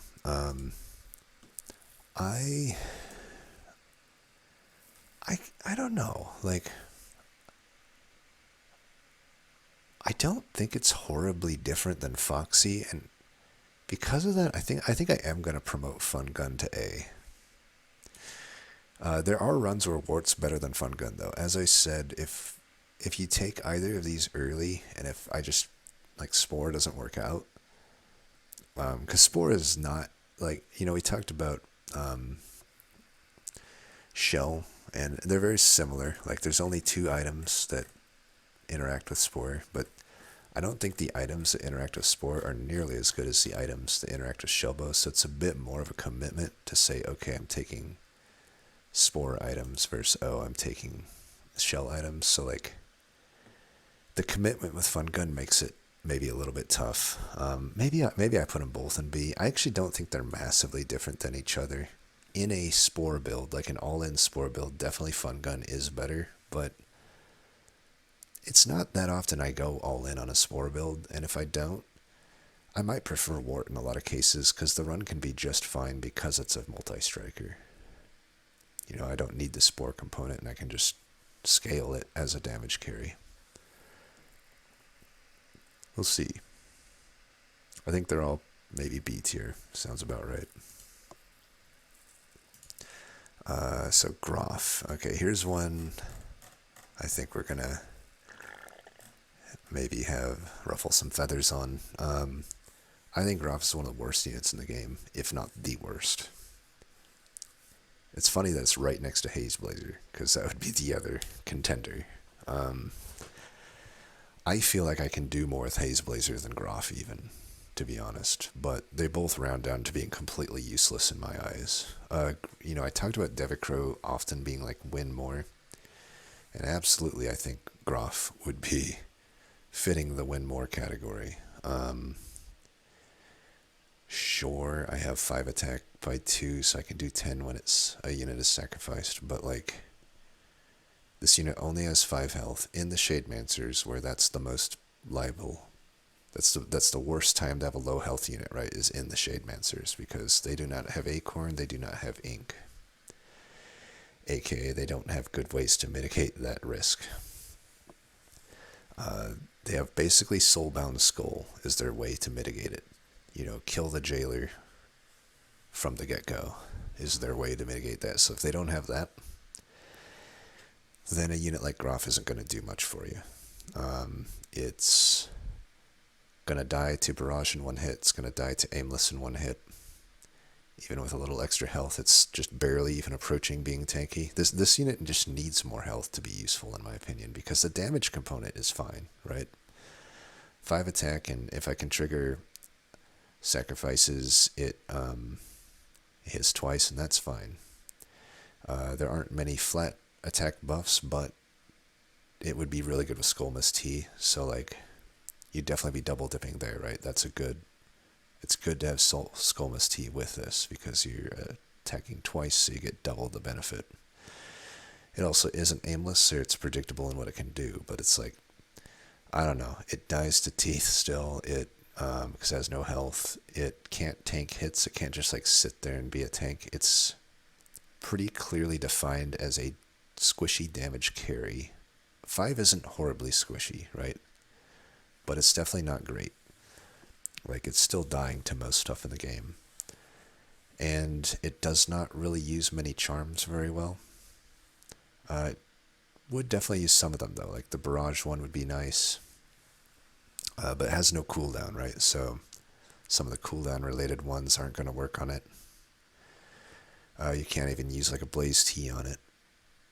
And I don't know, that it just falls into that category for me of like, if a deck is, you have to have some serious sacrifice going on for Groff to be worth it. And the only time you would have serious sacrifice going on, in my opinion, would be if you have a Monch, a Chikichi, or both. So I guess there's some world where, certainly if I have a Monch and a Chikichi, I do not need a Groff at all. So the fact that it would be good with that almost doesn't even matter to me. And I don't even know if it's even that good with it, because at least in the final battle, it's going to die pretty quick. I'd almost rather just have something that has more health. It's not like it's going to kill Jailer super fast. Like, it's good damage for the early to mid game, but it's not like it's breaking the bank. Usually, if you want to kill Jailer in a reasonable amount of time, but you're, other than Soulbound Skull, your Overburn would be your answer. So I will say this. I could probably be convinced that it's better than what I'm going to rank it, but I have it in F tier. I think it's an abysmally bad unit. And 100% of the time I've taken it, I've regretted it. I've never taken it and even thought it performed semi-well. It's absolute trash in my eyes. But I could maybe see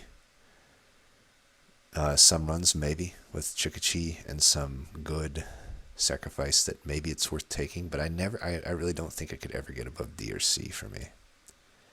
Even then, it just doesn't feel that amazing.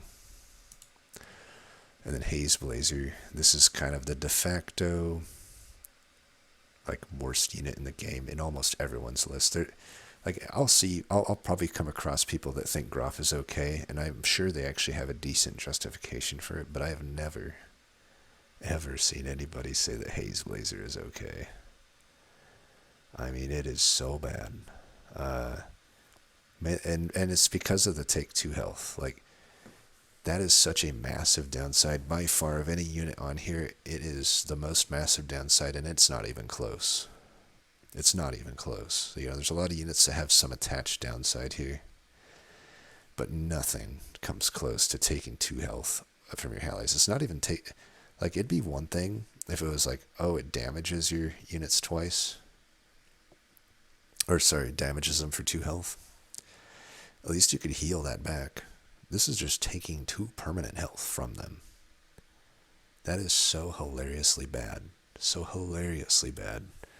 And it would need such a good effect for that to be worth it. And look what it does. It applies a single haze to the front. And it's not even like in a barrage or anything. Just to 1 unit. Now I will say this. I don't actually use the unit at all. So that's the one caveat I will give it. I literally have never had a reason to take this unit. Because a lot of times you can get pleasantly surprised by a unit. I just highly doubt that would ever be the case with this unit. It's so hilariously bad. Maybe I'll take it one day and try to see the greatness of it though, but I doubt it. It starts with 4 health, so it doesn't even start tanky. Technically it will gain health because as it takes that health from units, it puts it to itself. I mean, I will say this. It's in the Clunkmaster, so you could maybe get away with it through ink shenanigans. You know, you could ink the jailer, and then maybe your leader going down to like 4, you know, down to however much health is okay. But even then, like, what benefit are you getting out of this unit? Like, 1 haze to a 5 damage jailer, like, or a frost crusher who is most likely permafrosted or inked, or, you know, attacking soft, and that 1 haze is just whatever. There's just no upside with Hazeblazer. It's so bad. So definitely Hazeblazer is the worst unit in the game, and it's in the same tier as Groff. I could make a new tier for Hazeblazer, but they both round down to being just never actually useful for me. So why even differentiate it? I think Groff you could get away with never taking, in my opinion. Then we got Jumbo. Here's a unit, one of my favorite units now, Jambalaya. Jumbo is the man. I used to think this card was so terrible, because it just didn't make sense. But it makes perfect sense to me. It's just the frickin' most solid card and artwork in the game. Jumbo is the man. Let me though give you some solid reasons why. So, you know, he may be big, but he's agile. 3 counter, super fast. Has barrage, sure. It starts. So we'll give a few caveats here. It's definitely a unit that's differently rated between clans because it is a neutral. And I think it's at its worst with Shademancers. You're going to find that a lot of the time with a lot of these units. They're just requiring damage buffs, and Shademancers don't have them abundantly available. So Jumbo really does want a damage buff, obviously. But I will say this, there is some upside still with Shademancers because it does hit the ally behind. And that could be another way to get sacrifices going. You know, and you can get these sacrifices such that you're not having to, like, play a card, you know, play a summon, and then play another card, item card to sacrifice it. You know, if you can just simply play the summon, let it do what it does, maybe it tanks a hit, and then maybe it goes down to a low amount of HP, and then you put it behind Jumbo and just have Jumbo kill it, trigger a sacrifice for whatever synergy you're looking for. Maybe a Devicro in that case is okay, right? It does have that upside, but mainly that's like I wouldn't say that's the main use of Jumbo, even when I am using it in Shademancers. The fact of the matter is I'm mainly using it because it has, like, the highest health of any unit in the game that doesn't have some downside to itself, right? Like, Alloy has 15, but it has 2 bomb by default.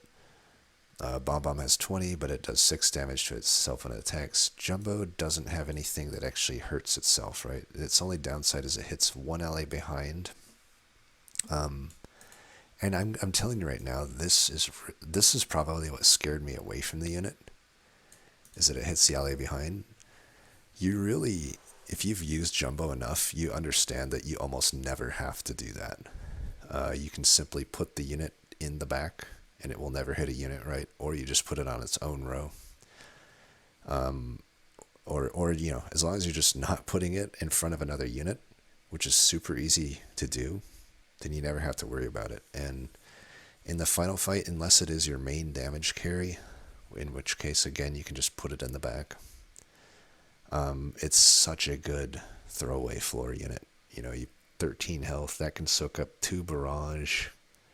I mean, I guess it's not super different from like an 11 health unit or 10 health unit, in the sense that, you know, or 11, I guess. You know, I can soak up 2 barrages, and then the 4 would kill it anyway, right? Or soak up the 10 and the 4, and then or the 5 and the 4, and then I die to a 5. But there's room to work with there, you know, like just a simple raspberry charm can change that formula, right? But it's just super versatile. It has such a nice floor. Jumbo, one of the highest floor and highest ceiling units in the game. You know, it can be a throwaway, it can simply be a tank. It can be something that sacrifices for Shademancer, but really I think it shines most as a damage carry, because at the end of the day it's a barrage unit. Yeah, it starts with 1 attack, which sucks, right? But 3, the big thing here is on top of the health, like the 3 countdown is so fast for a barrage unit. And you know, Snow Dweller or Clunkmaster have that plethora of damage buffs to put on it, and even I could even extend it further. The Clunkmaster have, you know, stuff like Sun Cream that can even make it more ridiculous how often this thing is attacking. So like Jumbo is a super good damage carry. Like, it just fits any role you want though. Like, it's so versatile. Like, not many units on here can be like, oh, if you need me to tank, I'll do that. If you need to be the damage carry, I'll do that. If you need me to do both at the same time, I'll do that. Like, there's just not many units that do that. Now, I talked it up quite a lot, but all that being said, I do think it averages out probably just below S and is still A+. I think, even though it has that, I do think it's S. I don't know, it's tough, because I think it is S in Snow Dweller and Clunkmaster. But I think it's only like A- in Shademancer, if that makes sense. Maybe even like B+.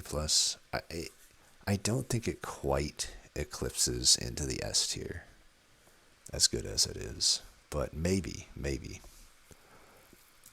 Then we have Kernel. The Kernel. Really solid unit. I'll tell you right now, it doesn't go in my S, and I think it goes in most people's S from what I've seen. I can't argue with them. I just don't think it hard carries a run the way that an S tier unit should.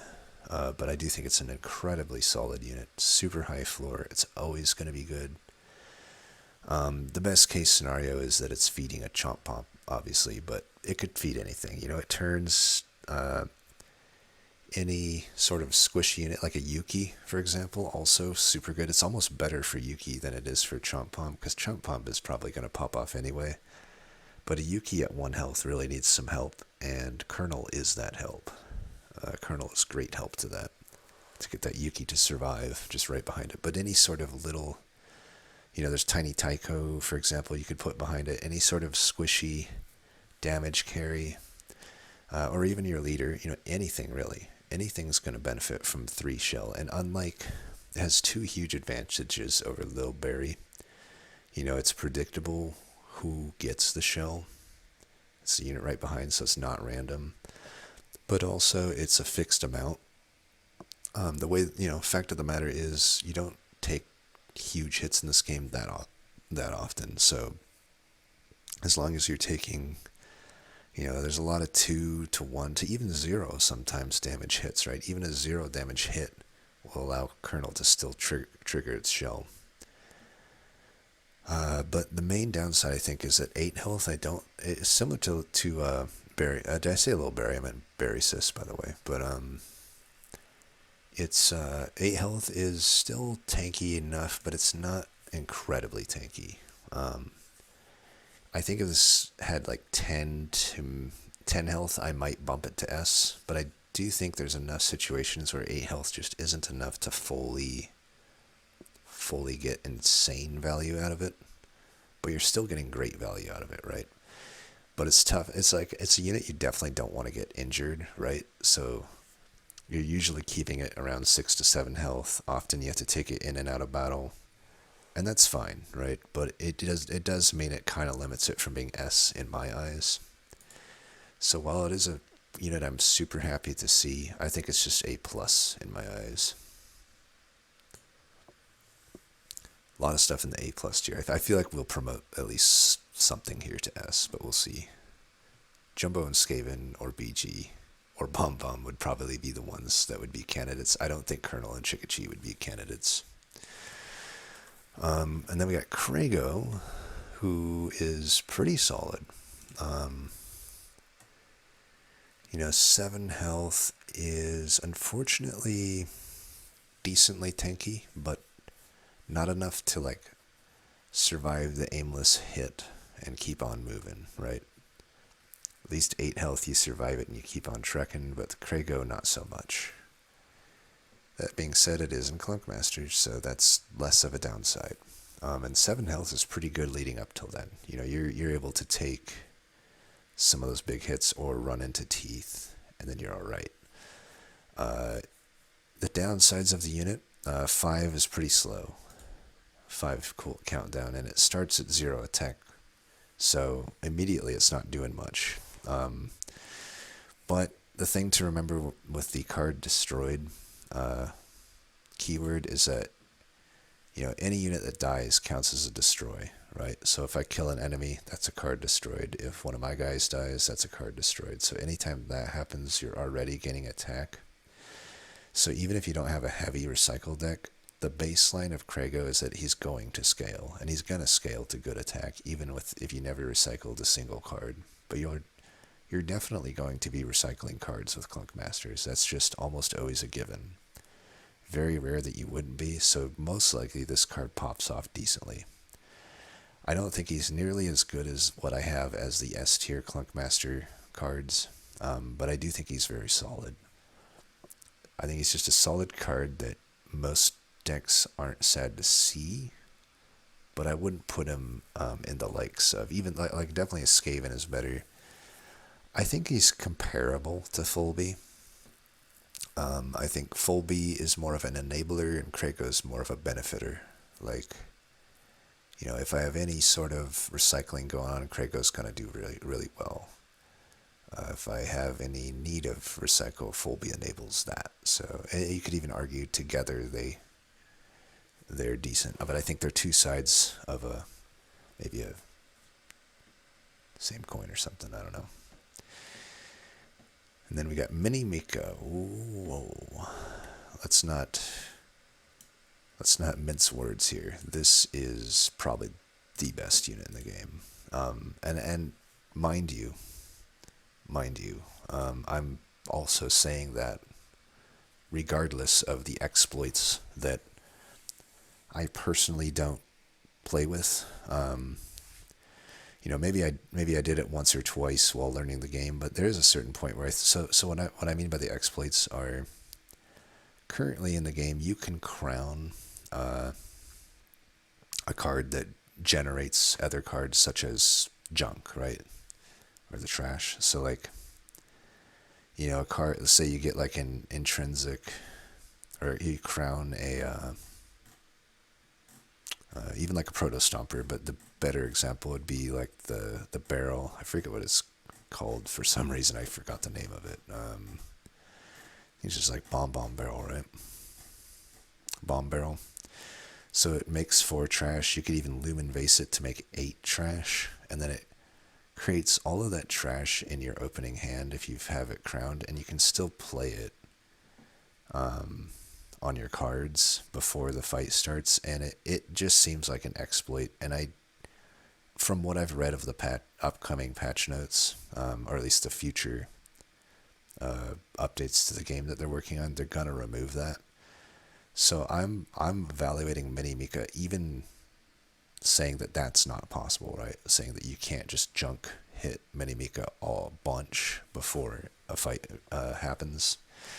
And you'll notice I have several upcoming videos where Mini Mika is featured, and I purposely don't allow that to happen, and you'll notice that Mini Mika still pops the absolute hell off. This unit is so freaking good, it probably should get nerfed. 8 HP is... I don't know why the unit has 8 HP. That might be kind of a first thing. It's weird to me that Tiny Tyko has 2 HP and this unit has 8 HP. It seems like they should probably be reversed. But at 8 HP, it's already like tanky. The 2 starting damage is fine. You know, it's very easy. You have a starting card that you can spare 1 junk and get it to 3, and then 3 cooldown is super fast, right? The 3 you could probably nerf the cooldown too. You could nerf the health and the cooldown. This is still going to probably be an S tier unit. Like, I could almost argue in the same way that Hazeblazer deserves probably its own tier of horribleness, Mini Mika probably deserves its own tier of greatness. You know, I've heard some people say, like, Mini Mika is situational, and I 100% disagree. God damn it, Razor Cortex. Fuck off. Yeah, like, Mini Mika is not situational. Even if you somehow, I don't know how it'd be possible, but if somehow you were just never offered any cards that generate junk, even the default 1 junk that you get, plus the 3 to more junk that you get from your default clunker, junkhead or whatever its name is, and you know, maybe even get like a Gnome merchant. Like there's just no way that you don't have enough junk to make Mini Mika worth it. I guarantee you that it's not situational. There's no situation where Mini Mika is not S tier. But yeah, the idea is you just keep hitting her with junk, and every now and then you can scale the damage, but also just probably the best user of charms in the game. Starts default too, so it doesn't even need any help to use some of the other things, like giving it barrage, for example.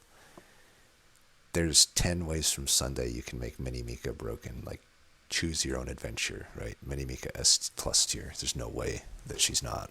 She's amazing. And then you got Monch. This is probably... You know, I've talked about a lot of these where they kept going up in my ranks. Some of them, like Devicro, went down. Monch is definitely one that has gone down. I used to consider this an S tier unit.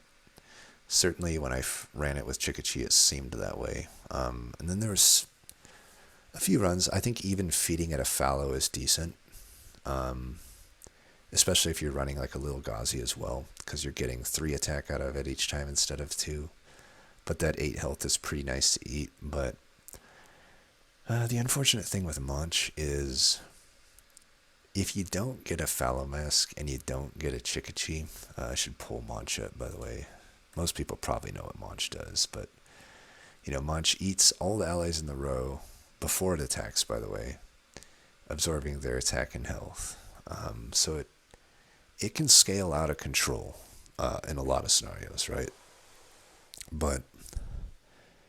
It's just an awkward unit to use a lot of the time if you're not high rolling with it. It's a super swingy unit.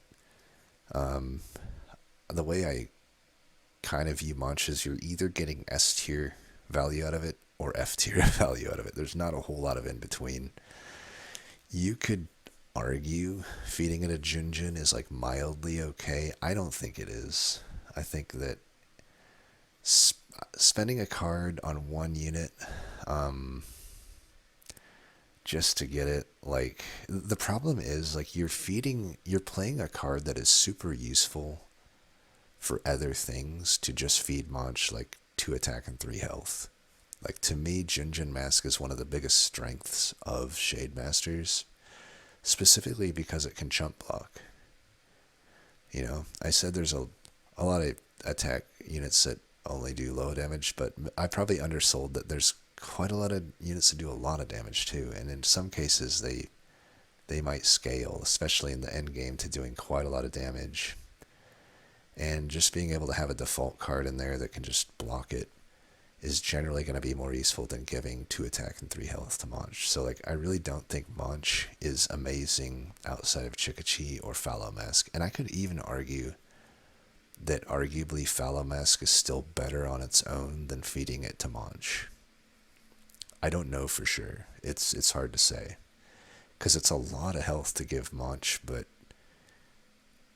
at the same time, sometimes you might just want the Fallow Mask to die or something and take extra damage, whereas the Monch can't really take extra damage, if you know what I mean. So I don't know. It's also a liability. You know, I will say this. I make a lot of mistakes. I don't think I've ever accidentally eaten my leader with Monch, though. Maybe I have, like, once. I think that you gotta be messing up pretty bad to accidentally eat your hero with Monch, and I say that as someone who messes up all the time. So I think I don't think it's like a huge downside to say, oh, it can eat your hero, but it is a downside, right?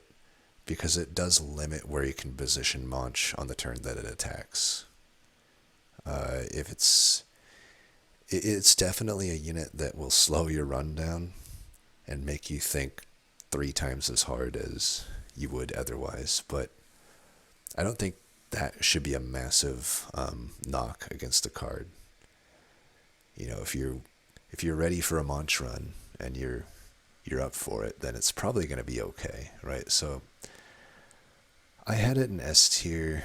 I think that in general it's more like a B tier card. It has a bad floor, I would say, but the floor isn't horrible. You know, the floor is that I just don't find anything to feed it, which could happen.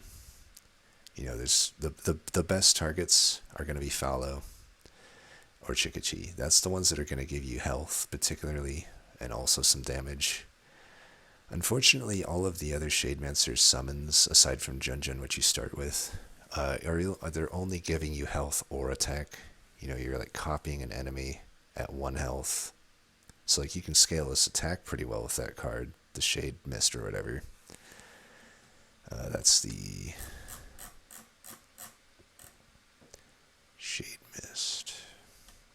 Shade Wisp, sorry. Summon a copy of an enemy on your side with 1 health.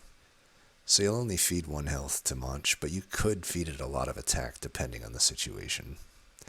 So like, there is that for it. And then conversely, just, you know, if I search the keyword summon here, you know, Bebop, 1 health, no attack. Fallow is the one we already talked about too, but like, this is to the enemy side. We talked about that, enemy side. And then Tiger Smash, that's like the only other one, right? And it has no attack, just some health, like 4 health. So, and it consumes, so you can't even replay it. So it's not actually like a gigantic amount of things you can feed to Monch. Technically also there's the Blank Mask, which, to be fair, is really good with Monch, but it's still a one and done. There's kind of a chicken egg going with it, like if you're only feeding it like a default unit that isn't somehow scaled up, it might not be that good, but generally it will be good with Monch. And you can have Monch just eat a copy of itself, worst case. Or best case in some scenarios. I mean, if it's already fed up Monch, Blank Mask is hilariously good. So it's like, there is enough situations where it's good, but I will say Monch has let me down quite a lot lately. So definitely not the S tier unit that I thought it was, but I don't think it's that bad of a unit. I think this unit gets hated on way too much. And then Naked Gnome, I see it pretty similar to Blunky. It's like the same unit. It's almost like I would never take Naked Gnome, right? Unless I'm memeing. Unless I'm doing a meme run. I would rather just get the extra combo gold. So I guess we could look at Naked Gnome, but it's the same thing as Blunky, except it doesn't gain barrier. You know, it's 1 health, 1 attack, 2 countdown. I think it'd be interesting if they just made the countdown 1. Then it would have at least some differentiation over Blunky, and it hardly shows up that much, right? Maybe 1 in 10 runs or something. I don't know the exact odds. So like making it actually be pretty good would be interesting. To be fair, it's usable, right? At the end of the day, you could put some charms or some attack buffs on it, and it will do damage because it has 2 cooldown. But realistically, I would never take it. I wouldn't put it in F tier though, because to me, Naked Gnome has a much more tangible upside than either of these units. And then Nom Stompy, this is probably one I also am lower than most people on. So it has a similar effect to Kreggo, right? And they might even be comparable units to a certain degree, but basically when a card is destroyed, it will count down the counter by 1. So it starts with a massive counter of 10, right? But basically the idea of Nom Stompy is if you're destroying enough cards, then it will attack often, and its attack is at 10, so it could output quite a lot of damage. I mean, by default, it has 10 health, so it's already good in that regard, right? But it is in Clunk Masters, so I feel like that's less needed. But I don't know. In a deck that does, again, I think when I compare Stompy to Kreggo, to me, Kreggo's better on the floor. Because Nom Stompy, in a deck where Kreggo doesn't pop off, that same deck, Nom Stompy might just get 1 attack in. Whereas Kreggo, I don't know. Maybe Kreggo's worse in that case, because then Kreggo probably only attacks for like 5. I don't know. It's hard. Or 5, or maybe 10, right? You know, let's say the fight goes on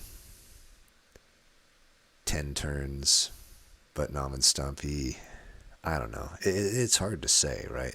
I mean, you could run some rough calculations. It's like, there's definitely a certain point where Kreggo eclipses Nom Stompy, right? It's attacking every 5 turns. I think for Nom Stompy, let's say Nom Stompy attack every 5 turns, right? So they attack the same amount of turns.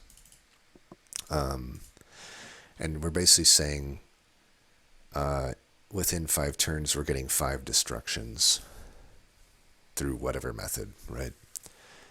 In that case, Kreggo will attack for 5 on the first one, and then 10 on the second one, and then every attack after that, it'll attack for more than 10, right? It'll be like 15, 20, etc. Obviously, it's never going to be as uniform as that, but that's just an example to look at. So in that scenario, Nom Stompy is only better on the first 2 hits, really.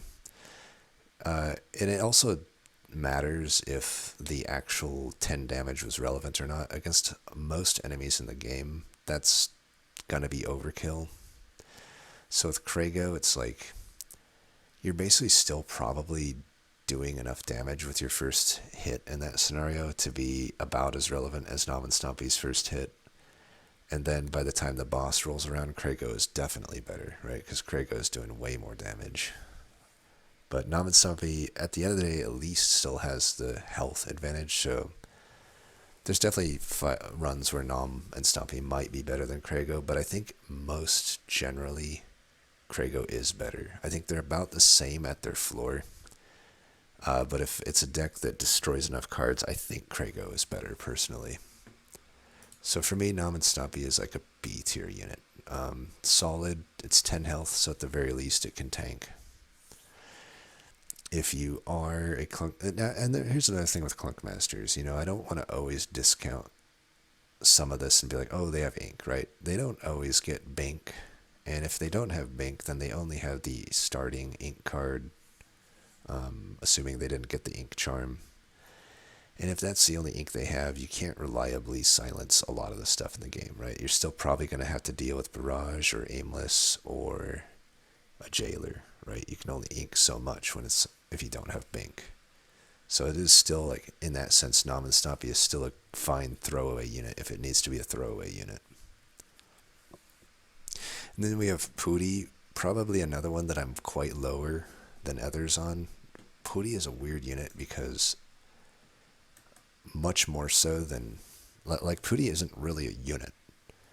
Pootie is an item, essentially, but it's occupying one of your Frozen Traveler companion slots. So this would be a really good item, I think, but as a companion, there is an inherent downside that it's eating up one of your Frozen companion slots, which sometimes might not matter, but sometimes it will. And yeah, and I think the problem with this card is it takes quite a lot of investment to actually get it onto the unit you want. You have to crown it, and you have to crown a card to sacrifice it with. That might, and this, by the way, might be one of the few that's probably better. It's a neutral unit, I think, if I remember correctly. I'm pretty sure it is. So I would say that it's better. This is actually better in Shademancer than it is with others because there is, like, some benefit to sacrificing a unit, but not massively. But anyway, like, going back to the original point, it's really an item. It's not a unit. It's not going to use any charm particularly well, other than, like, a Lumen charm would obviously be good. But it's the fact that it's a random. If you want to guarantee it onto the unit that you want, you're going to have to crown it and the unit.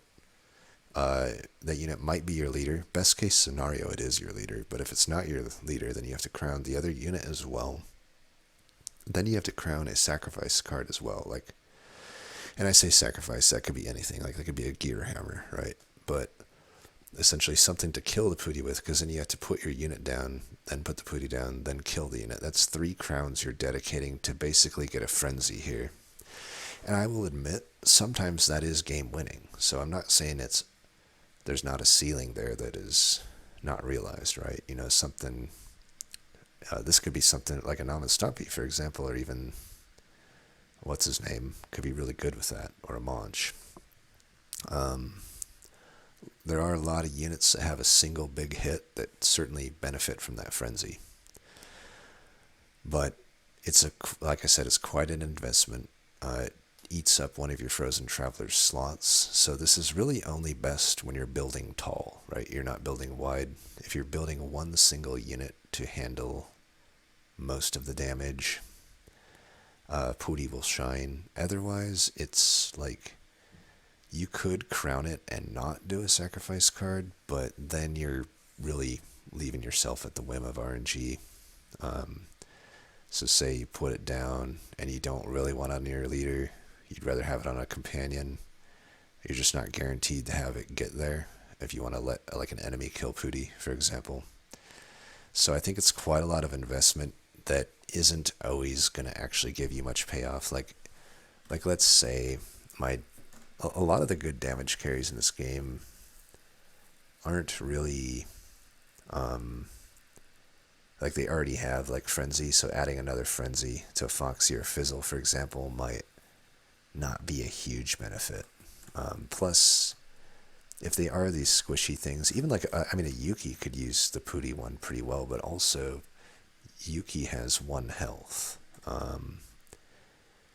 So you may just be better off trying to crown some sort of defensive option in that case. So I just think Pootie is inconsistent, and a lot of times not actually benefiting your deck as much as you think it would. For me, Pootie is B tier. I think that, and I'd probably put him above a lot of these B tier units, to be fair. Like, maybe, like, right there. That seems decent. But yeah, I don't know. I don't think everybody ranks Pootie high, but I think most people do. I just don't. I've had enough runs where it did basically hardly anything for me that was relevant, and I even like benched it eventually. So if it's a unit that I end up benching, it's hard for me to give it an all-around rating higher than a B. You know, anything that's in my B, I've definitely benched before. I don't know that I've necessarily benched anything in my A tier and above as I look at them.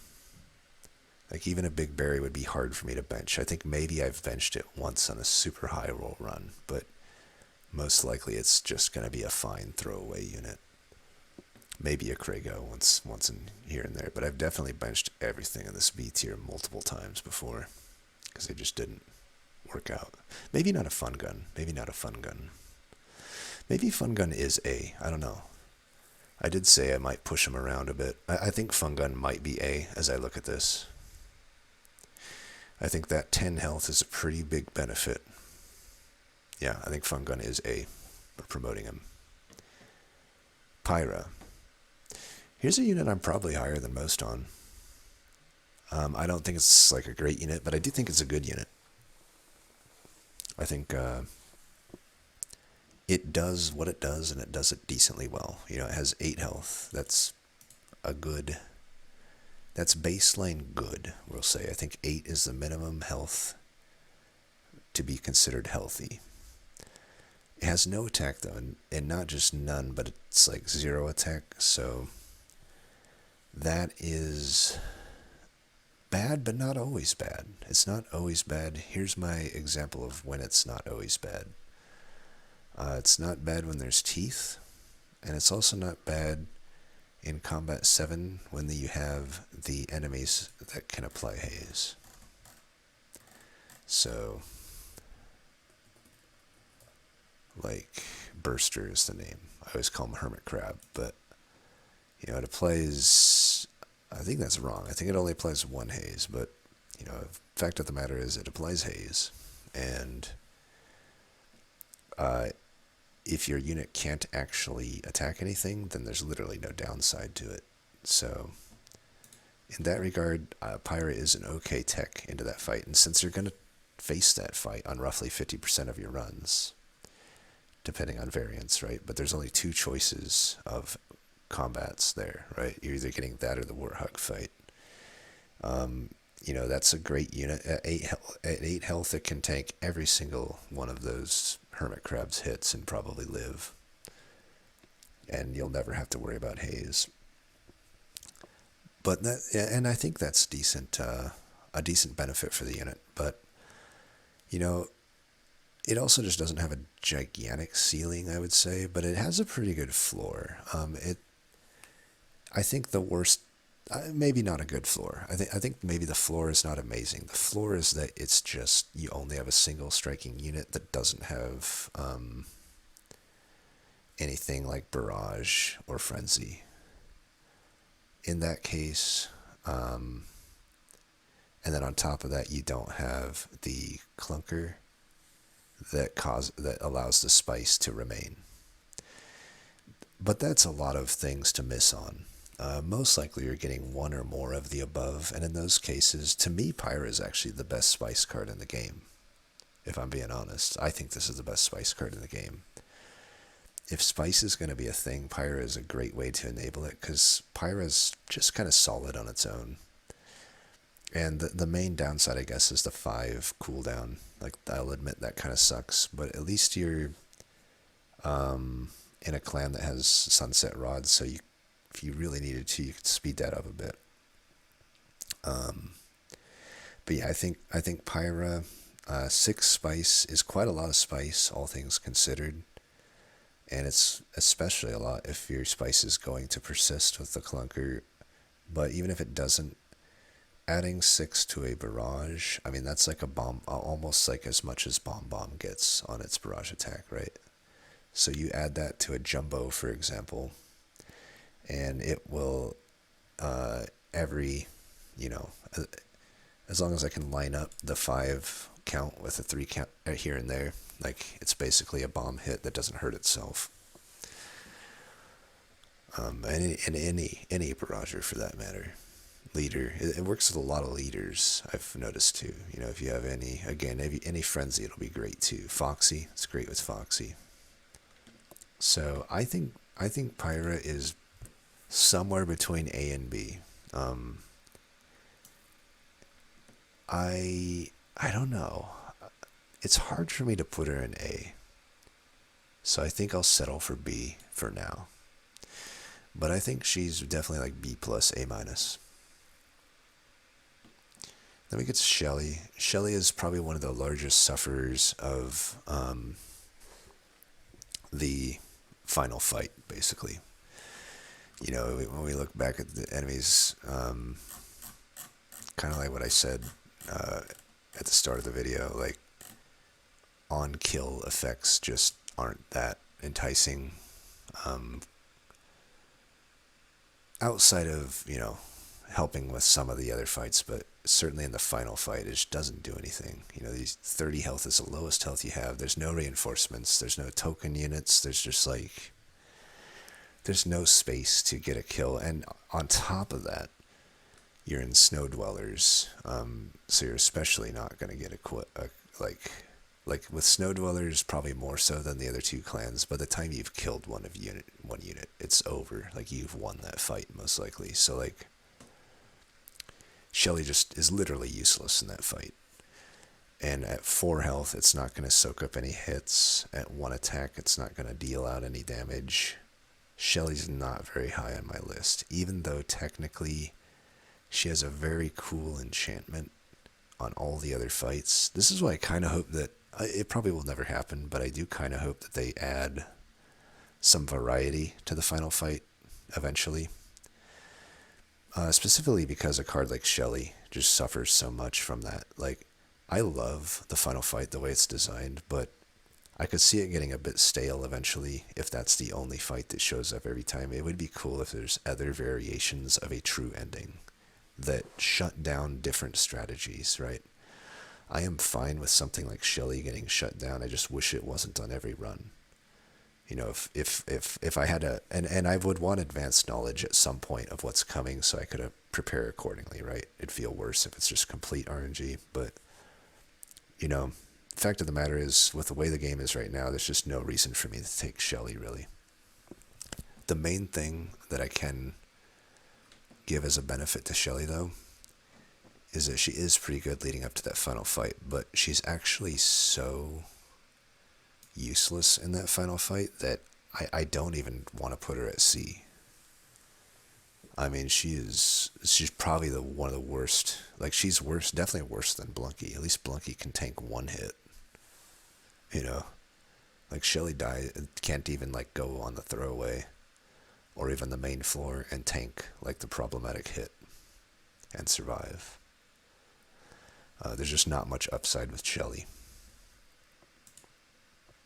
And Shen is just kind of underwhelming to me. It's another one of these units like Biji or Fungun that increase their value when they're hit, but similar to Biji, it only has 6 health. Moreover, it's in the Shademancers, so no ink. You know, the 6 health is pretty relevantly a problem. And it only starts at 1 overburn as well. Like, I feel like it actually has to get hit more than the others before it starts putting in good work. Like, 1 overburn is not a good threshold. Like, if you look, so for example, let's compare similar items, right? So BG starts with 2 bomb. If I go to a similar item, we have the Clockwork Bomb, which applies 2 bomb. It's critical, so it could even do 4. But single target, 2 bomb. So it's like on par with that. And then Fungun does 2 shroom. That's less than the single target shroom by 1, but it is on par with the AoE shroom, which does 2. I don't know where it is, but you'll just have to believe me. But then you have Shen, who only does 1 overburn. There's nothing. You'll not find any card here that only applies 1 overburn. Azul Battle Axe does 3 baseline. It can often do more if you have a way to upgrade its attack or give it Frenzy. Candle will double the overburn. I guarantee you that's doing more than 1. Even the Azul Skull, which sucks, does 4 overburn, right? So, and those are the only items doing overburn, but that's just like the comparison I like to make. It's like the other similar units, the bomb and the shroom version of this unit, essentially. Shen is by far the worst of those. So, I don't know. The health is not good. Even like the cooldown is 4, which is okay. It doesn't do any attack. I really think it needs to start with like 3 or 4 overburn. Or at least, if it's going to start at 1 overburn, it needs to be 10 health at least. So I don't think Shen is that good.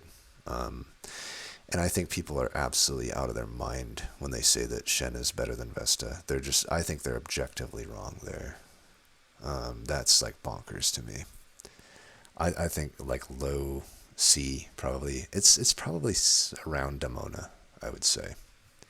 They're both 6 health. They're both probably don't do much for you.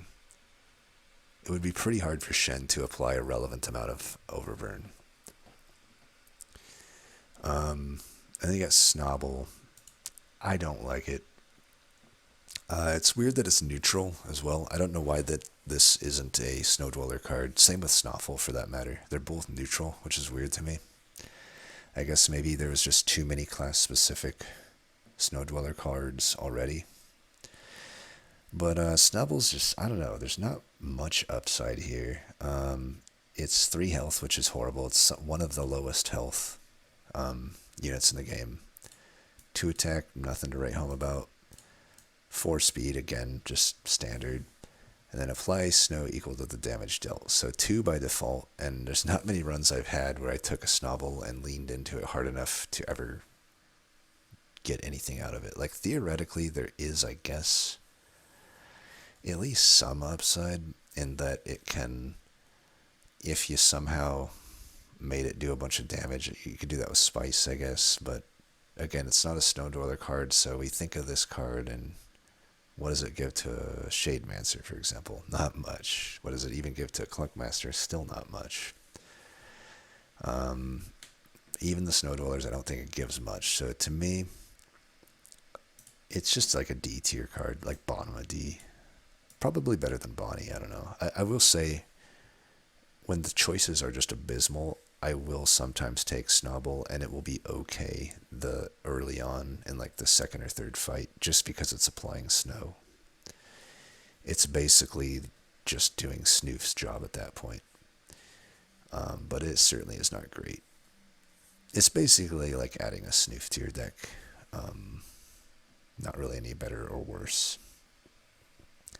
And then we got Snoffle. Here's one that has shifted around for me quite a lot. I think that as a neutral, it definitely is better in some clans than others. So I think beyond a shadow of a doubt, in the Snow Dweller clan, it is an S+ tier card. There's so many ways for it to pop off. It supports what the clan wants to do. It has good cards for it, like Sun. So here, I don't know whether to list the upsides or the downsides first, because I think most people have Snoffle listed as S, and I might end up putting it in S. I've toyed around, like it's kind of gone between S, A, and B for me, because it's hard for me. Like I have wildly different runs with Snoffle.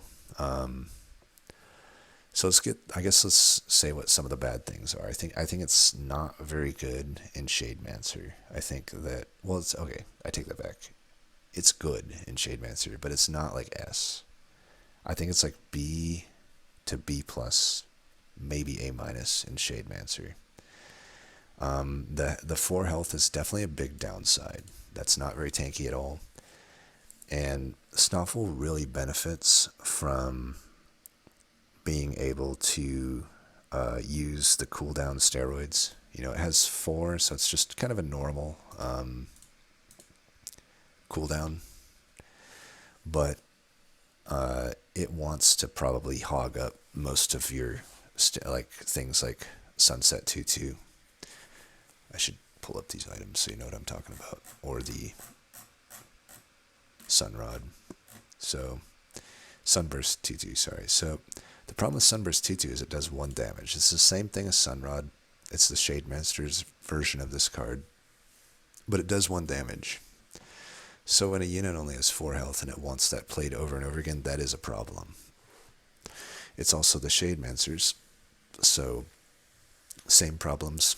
You know, unless I'm killing Jailer with Soulbound Skull, this unit's not surviving an aimless hit. It's not surviving a barrage hit. So it is an absolute liability unless you can get like a Pinkberry Juice or some other way to make it survive. Charm, a health charm or something.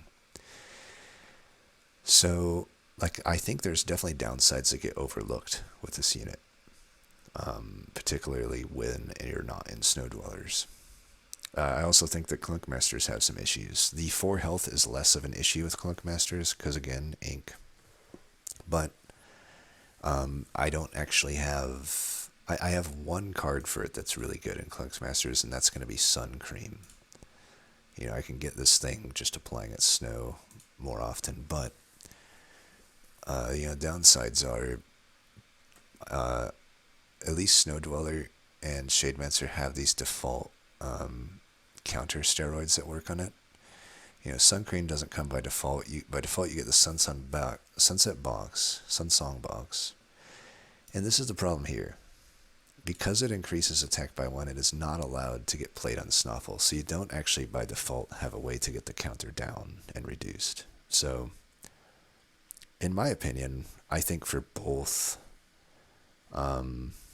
and don't get me wrong, there's plenty of ways to high roll still with Snoffle in both those clans, right? Clunkmaster and Shademaster. Like, I can blank mask a Snoffle, I can always Lumen Vase it, worst case, and you know, there's the Sun Cream, right? I can just do that like twice in a Snoffle, and it's like, or even if I'm really high rolling, I can do it 3 times, or like Lumen it once. And actually get Snoffle's cooldown to like go every turn, and then the run is just solved. Like, there's definitely those high rolls that exist, but I do like to think of like, I don't like to evaluate cards in like massive low roll situations, but I do evaluate them in like, say we're saying like, you know, you got your median, but you also have like your P25 and your P75. Like, a P25 is going to happen, we'll say, in 25% or of your, around 25% of your worst side of runs, right? And I think that's okay to evaluate a card based on. Like, it won't be every run, but there are going to be enough runs that are miserable enough at that P25 sort of low roll situation that it's worth pushing a card into S or A based on that. So for me, I think Snoffle is A+ overall. I think that it's like A or B for Shademaster or Clunkmaster, but definitely it's S+ for Snow Dweller. You know, you could get a Kabonker, you have the Sunset Rod, which is the 2 countdown steroid that doesn't damage your guy. Those alone are enough to push it into S+, but even you like Yuki, you have Yuki who can just scale out of stupid control with Snoffle, so definitely Snow Dweller. And plus the 4 health downside, you know, you have Shell that can heavily mitigate that. It's just everything Snoffle wants is provided by Snow Dwellers. Kind of wish it was just a Snow Dweller card. It would make more sense. Then we have Splinter. This, I guess it's better than Hazeblazer, but I almost want to put it lower just on principle. But Splinter is so bad. I took this unit several times while learning the game, and I quickly learned how useless it is. Like, where do I even begin with how bad this unit is? So, you know, in any fight, even if you crown the units are already deployed.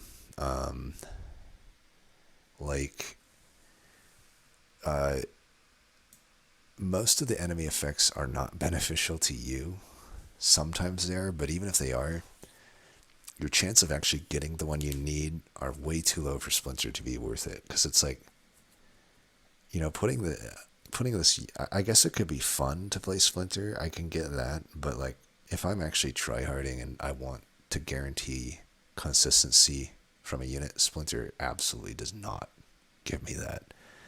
Another thing to realize with Splinter is, at least as of this patch, maybe in future patches it'll change. I hope it would change in the future, but it just chooses an enemy at random. It doesn't matter if the enemy has an effect. I actually kind of hate that about the unit. Like, it'd be a much better unit, I think, if...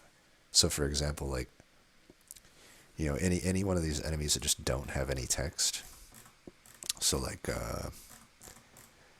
Splinter, for example. It can technically copy Splinter, so it literally just doesn't do anything.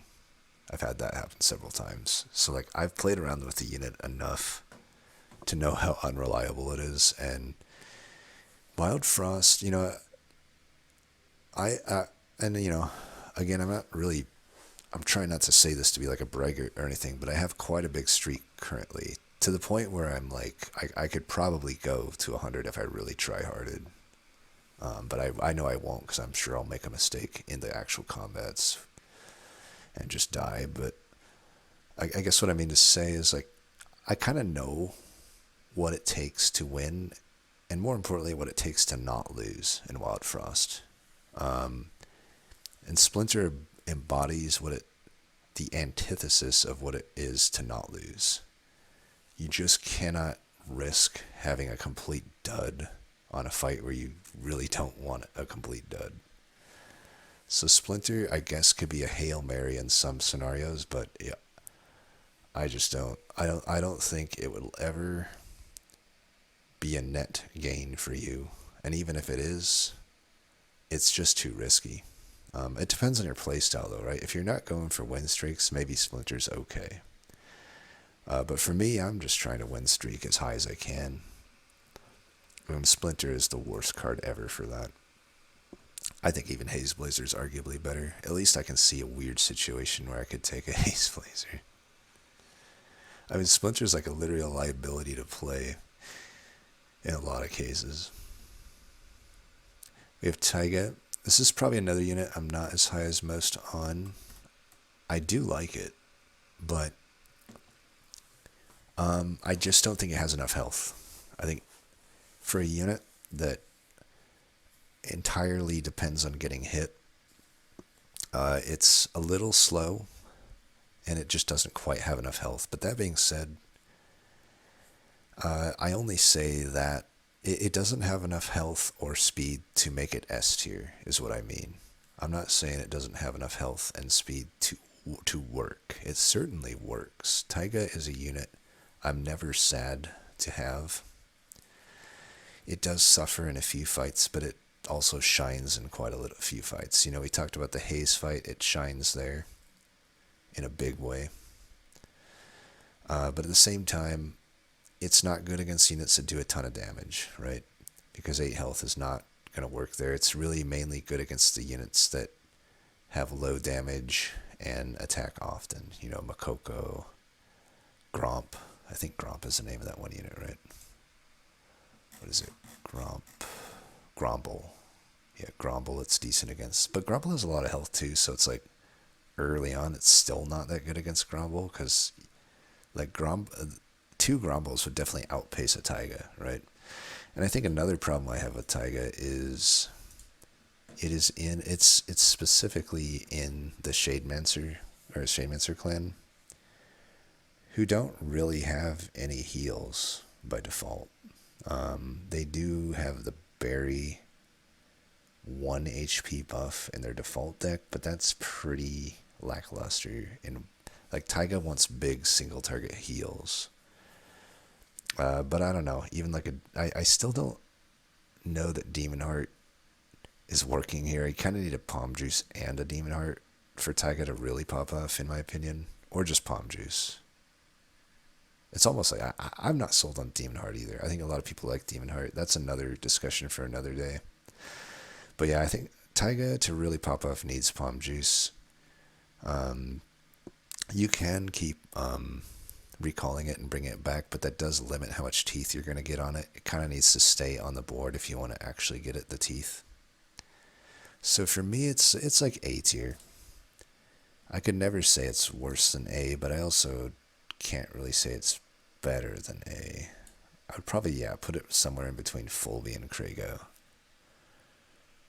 I mean, they're in different clans, but I generally think I'd be more happy to see a Taiga than a Kreggo, but probably not more than a Folby.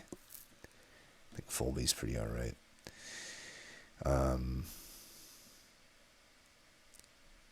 So Taiga, yeah, I think it's okay. It's definitely a good card. I just don't think it's like, some people have it in S. I wouldn't even put it in my A+, I would say. Like, I would definitely use a Chikichi to more effect than a Taiga in the Shademancers. Let's put it that way. Then we got Tinkerson Jr. I think that Tinkerson Jr. is potentially better than I give it credit for. I just don't like this unit. It's in the Clunk Masters, who are already stacked with good, better units, which is tough. It sucks that that's like a downside for a lot of these units, but it is the truth. It's like, why would I take Tinkerson when all this other stuff exists? But I also think that its effect doesn't make much sense to me. I will admit this. There certainly is a high roll for Tinkerson where you buff its attack up and then your junk is like really good, right? And if you generate enough junk, then that's pretty good. But I think that it's inconsistent that you can give Tinkerson enough attack for that to really be relevant. To me, the only situation that would be enticing would be if I specifically get the Penguin Charm. So that is the Pengu Charm. When snowed, gain equal attack. And then even beyond that, I think I would need like a snow cake to be enticing enough. Then I'm doing like, 14 damage with my junks. And that's pretty good. I mean, even then, though, it's still not killing stuff. I still need to junk the weakest unit in the final fight 3 different times to kill one of them. So even the high roll situation isn't like necessarily game winning on its own. I'm still going to have to come up with some other things. But then, if I don't think about the high roll situation, I mean, I guess we can just look at the stats first off. It's nothing. It's okay stats, actually. Like 8 health, we've determined is fine. 2 attack's not great, but 3 cooldown is. So as a unit that just gets on the board, it's okay. But I think that adding attack to your junk is almost always a downside, actually. Unless you're specifically high rolling with it. Because in most of my runs, I'm using junk to either power like a tiny Tyko or a Mika, or even a bomb, a Biji. But even beyond that, I use it all the time against a gobbling, especially like a snowed gobbling. And I'm just junking it over and over again to just greed out gold in a fight where I can actually get away with it, right? But you can't do that if you're adding damage to your junk. Now, yes, I can bench the Tinkerson, but that's not a really good argument for Tinkerson not being bad, right? That I have to bench it just to get my junk to do junk things. So I could be convinced that Tinkerson might actually be good, depending on your playstyle, but for my playstyle, he's D tier. I think he's actively bad for the game plan of Clunkmaster, but I do recognize that technically, of this stuff in my D tier, he's probably the best. He might even be C tier, but on principle alone of like, I just have no reason to ever add Tinkerson Jr. On principle alone, he just is D tier for me. Maybe even F tier. That's just like, I have no use for this unit. Then we have Tiny Tyko. I think I'm probably lower on Tyko than most as well. Because, as I said before, Mini Mika is just objectively better. This unit is neutral, which is weird. I don't know why. But it is neutral for what it's worth. And it only has 2 health. That's the lowest of anything other than Pootie on here. 1 attack, very low. And 4 cooldowns, so it's even got a worse cooldown, right, than Mini Mika.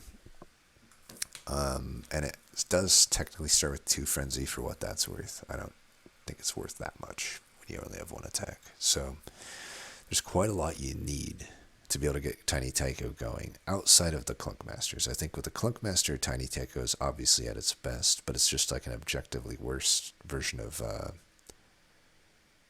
Mika. So honestly, I wouldn't mind if they just reworked this unit. It doesn't have a reason to exist, in my opinion. I mean, it does technically because it's neutral, but like within the Clunk Masters, it's just completely eclipsed by Mini Mika. I mean, I will say one thing. It says win hit, so I don't have to hit it with junk. But when you have 2 health, functionally, that might as well read like win hit with junk. Now, I guess technically, it being neutral, you could maybe take it and like path toward the Gnome traders and put junk into your deck, I guess. But like I said, there's a lot you need. Like, because it starts at 1 versus 2 attack, it already gains half the initial benefit. Like, it absolutely has to have some attack buffs for it to pop off, and probably multiple of them. And the 2 health, like, I can't even play a Shellbow by default on a Tiny Tyko. So like even a Shellbow doesn't work on it without some like a weakness charm on the Shellbow or a charm that gives HP to Tiny Tyko. Or like a single target like Palm Juice or a single target Acorn. Like those are like the only ways to get Tiny Tyko available to get enough damage to actually survive a hit. I mean, I guess you could also frost a unit enough that it does 0 damage. But as you can see, there's just so many moving parts to make Tiny Tyko work that I don't think Tiny Tyko is amazing. But there is definitely a ceiling. I definitely have had Tyko pop, but to me, it's like B or C tier. I mean, there certainly is a ceiling, and within Clunk Masters, that ceiling is pretty easy to reach. That's the really tough thing about, like, this is probably the most swingy actually of any of the neutral units. Like, it is borderline S tier in Clunk Master, all things considered. I mean, I would never take it if I have a Mini Mika already, but if I didn't have a Mini Mika and I saw Tiny Tyko in the Clunk Masters, I'd be like, okay, this is probably an S tier thing I'm getting out of this unit. But in the other clans, I think it's like D tier most of the time, D to F tier. So I'll just settle for B. I don't know if it makes sense at all to put it there, but that's where it lands. Then we have Tusk. Tusk is a unit that is super good all the way up until the final fight, and I think he's pretty bad in the final fight. You know, we're Shademancers, so we have the biggest issue with the Aimless unit. So like, and he's not a good throwaway at 5 health. So it's like, even if I use him as a throwaway, he soaks up 1 hit, 1 barrage hit, and he's dead. His effect of adding 3 teeth to allies is super good until you now are dealing with units that have 30 minimum health, 90 maximum health. You know, like that teeth is not gonna be fast enough. And yeah, the stats of 5 health, 2 attack, and 5 cooldown are not good. But I will say, this dude will generate you a lot of gold early, and he's very strong in the early to mid fights.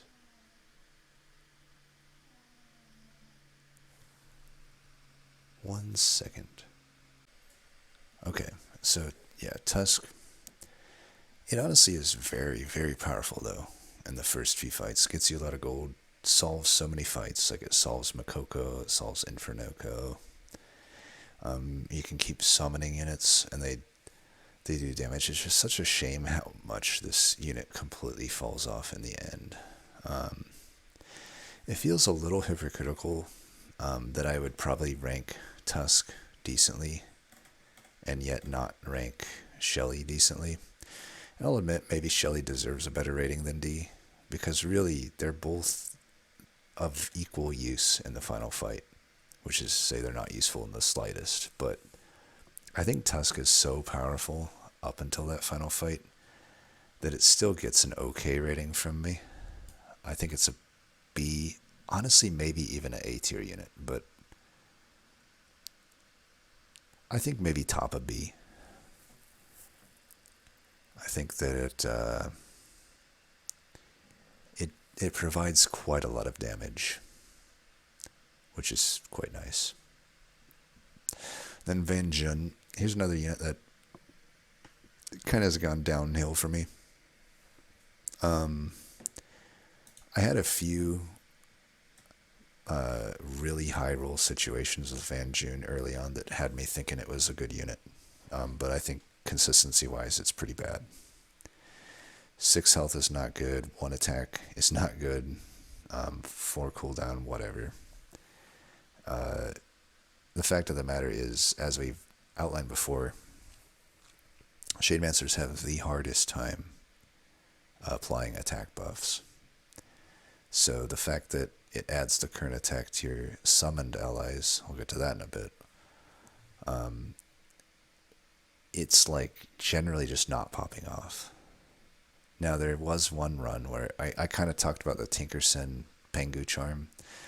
I have had a run where I had the Pengu charm on Van Jun with then a blank mask, and that was pretty wild. And then a fallow mask. The fallow mask literally one shot, like even the final battle.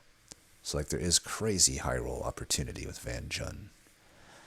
But in your average run, it's pretty weak. I will say this, it can work with Monch, oddly enough, I would say. Like if you take a Monch speculatively, because Monch is like your best unit offered early, and you're looking for like a Chikichi, but you just don't find one, but you do find a Van Jun, it could be worth adding, because then you're getting 1 extra attack minimum each time that you eat something with Monch, which does actually add up over time.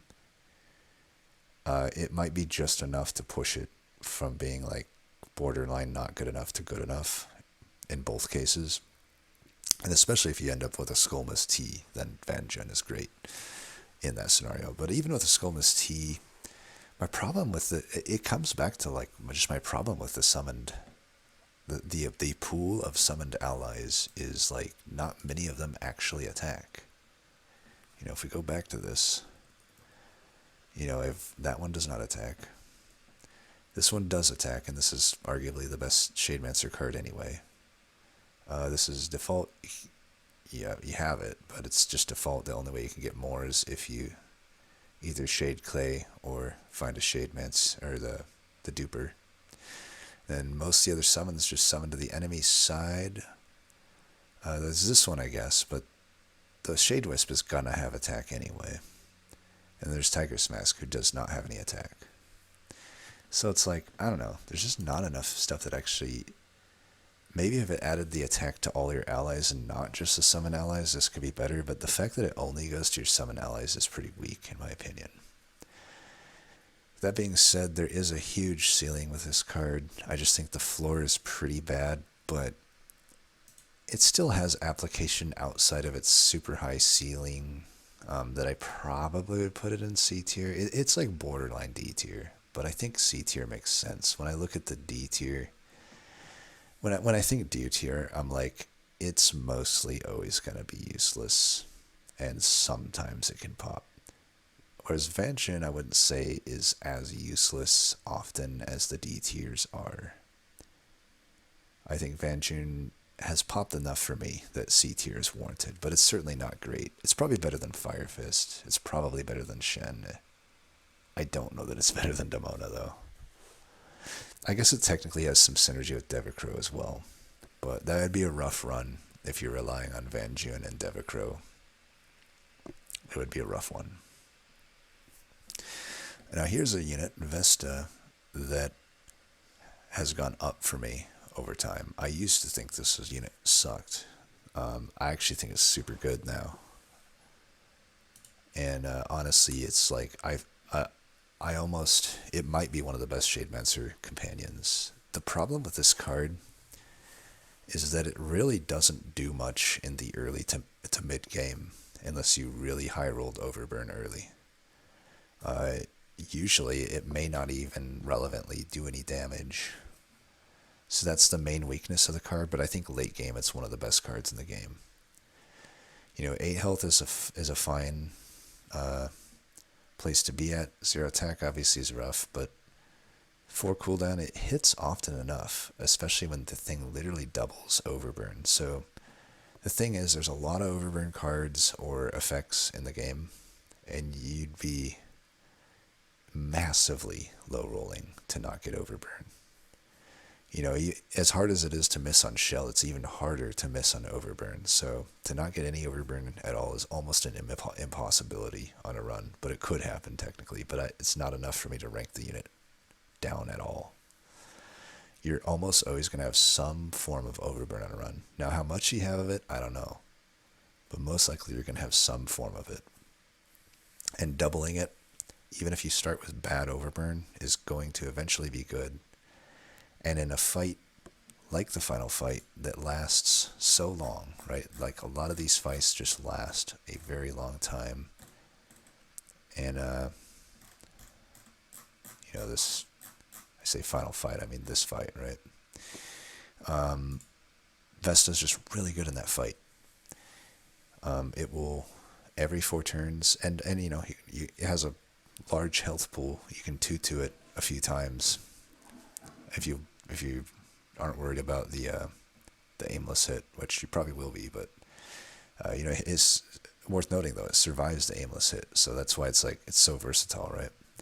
And even, I said early on it doesn't provide much, it still can provide chump blocking, right? It can still provide that ancient Blunky type value where it just goes in, soaks up hits, and then I refresh it, get the heal, and that's still okay.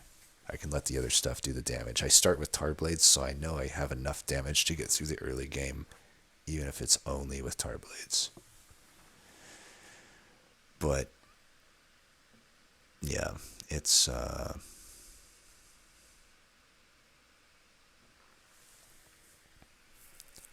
is what it is. I think it's a really good unit. I think it is one of the better endgame units, and it's super underrated. I mean, if you think about the candle, it's just objectively better than the candle, right? Because this has to get played every time to get the effect, whereas this unit just, you put it down and it keeps naturally doing things for you. Is it S tier though? I wouldn't be surprised if eventually I do consider Vesta S tier, but right now I'm putting it in the A+ tier. Probably maybe between Bom Bom and Kernel. Looks about right. I think it has such good...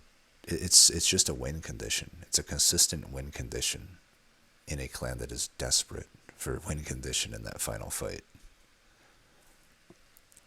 So I think Vesta's super good. And then we get to Wallop. Easily one of the most solid unit in the game. 9 health. That's tanky enough. 4 attack by default is already good. And 4 countdown is fine.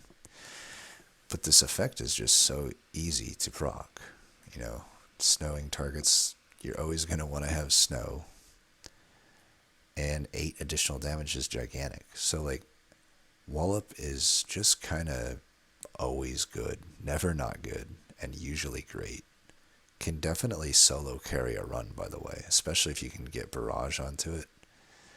At 4 attack, it can use any charm in the game. And, there's always Gotcha Popper as well.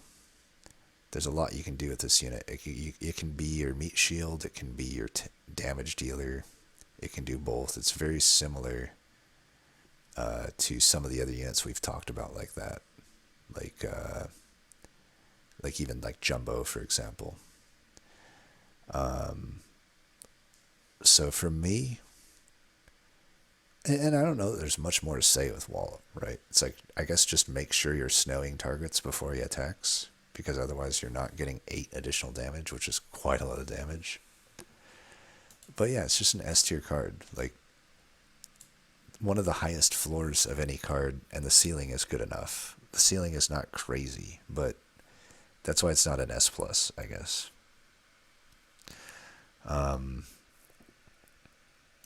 And we only have Yuki left. What do you think I'm going to rate Yuki? It has 1 health. That's pretty low.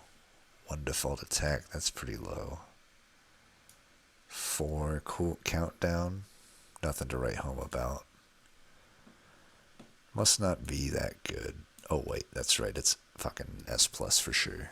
Yeah, Yuki is insane. Yes, it is a liability at 1 health. I'll admit that. But if you don't have a deck, there is no deck in existence that can't make this thing at least pop off up until the final fight. Maybe you low rolled really hard and you can't get the unit to survive in the final fight. That could happen. That I'll give you, but it's unlikely. You're in the Snow Dwellers who has Shell, who has Kernel, all these things. You know, you have all these ways to add defense, but maybe you missed on all of them. Either way, it's got 4 cooldown. You're in a clan that has the Sunset Rod. Worst comes to worst, you can at least get 1 attack in. And then maybe you'll lose your 1 out of 3 into the Frost Lancer and die. But even if you don't sunset it, right, it still has 6. The cooldown is 6 on Frost Lancer, so even if you don't sunset rot it, you're at least going to get 1 hit in. But if you sunset rot it, you'll get 2 in. That might be anywhere from 20 to 40 damage. Maybe if you're really bad at applying snow, like really bad, maybe it's like 10 to 20. But either way, that's the lowest, worst case scenario for this unit, which honestly would hardly ever come up in my experience. I think most runs you should find a way to have Yuki survive even at that 1 health because you're Snow Dwellers. But again, if it doesn't, you're still probably doing damage, and certainly up until that fight, you did really good. And I will admit, bad into the teeth fight. Still then, only when the marrow spawns with a unit, which, to be fair, 50% of the time will be the case. But still, it's like 2 50-50s you got to lose for that situation to even come up, and you probably could still keep Yuki alive. But maybe you can't. So I get it. There's definitely some downsides. I would say this. Of everything I have in the S+ tier, Yuki has the most downsides. I could maybe see S, but my problem is Yuki hard carries so many runs that I just cannot not put it in S+. Most of the time, Yuki does such hilarious amounts of damage. You're also in a clan that can give it, has a lot of easy ways to give it frenzy, you know, a chrono and whatnot. Like, it's almost like it is not that crazy for Yuki to kill Jailer before the aimless dude even gets his attack off, and then you can just move it out of the way. So, like, I don't know.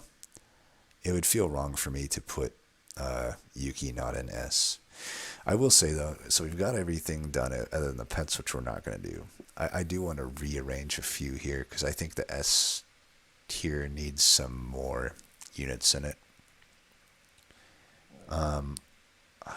Do I put Jumbo there? I don't know. I don't think Jumbo's as good as Wallop in a general sense. I think Scaven is, though. I think I'll promote Scaven. When I think about it, it just enables too much. It does so much consistent damage. It's always good. Skaven has to be S. And the other one would probably be Snoffle. Or Bom Bom. Or Biji. Take your pick. But I want to keep Snoffle in A+, I guess just to be a little contrarian, and because I do think that it's not so crazily good a lot of the time with Shademancer or with Clunkmaster, but often it is too. Like, I'll admit, it's a very good card, but I don't know. It definitely has its weaknesses, and the weaknesses are more easily realized than anything else I have in the S tier. So I think I'm just going to keep it like this. I think this is good enough. So this is what we end up with. And maybe I'll do this again a month from now and see if much has changed. And who knows, maybe I'll keep my streak going until then, or maybe I lose it and maybe I randomly go on a losing streak or something, who knows. But anyway, as always, thanks for watching. Please let me know what you were surprised by, what you disagree with, what you agree with. If you stand in solidarity with me with any of these hot takes that I have. Always love the support, but I'm always fine with the discourse as well. So, as always, thanks for watching, and until next time, peace.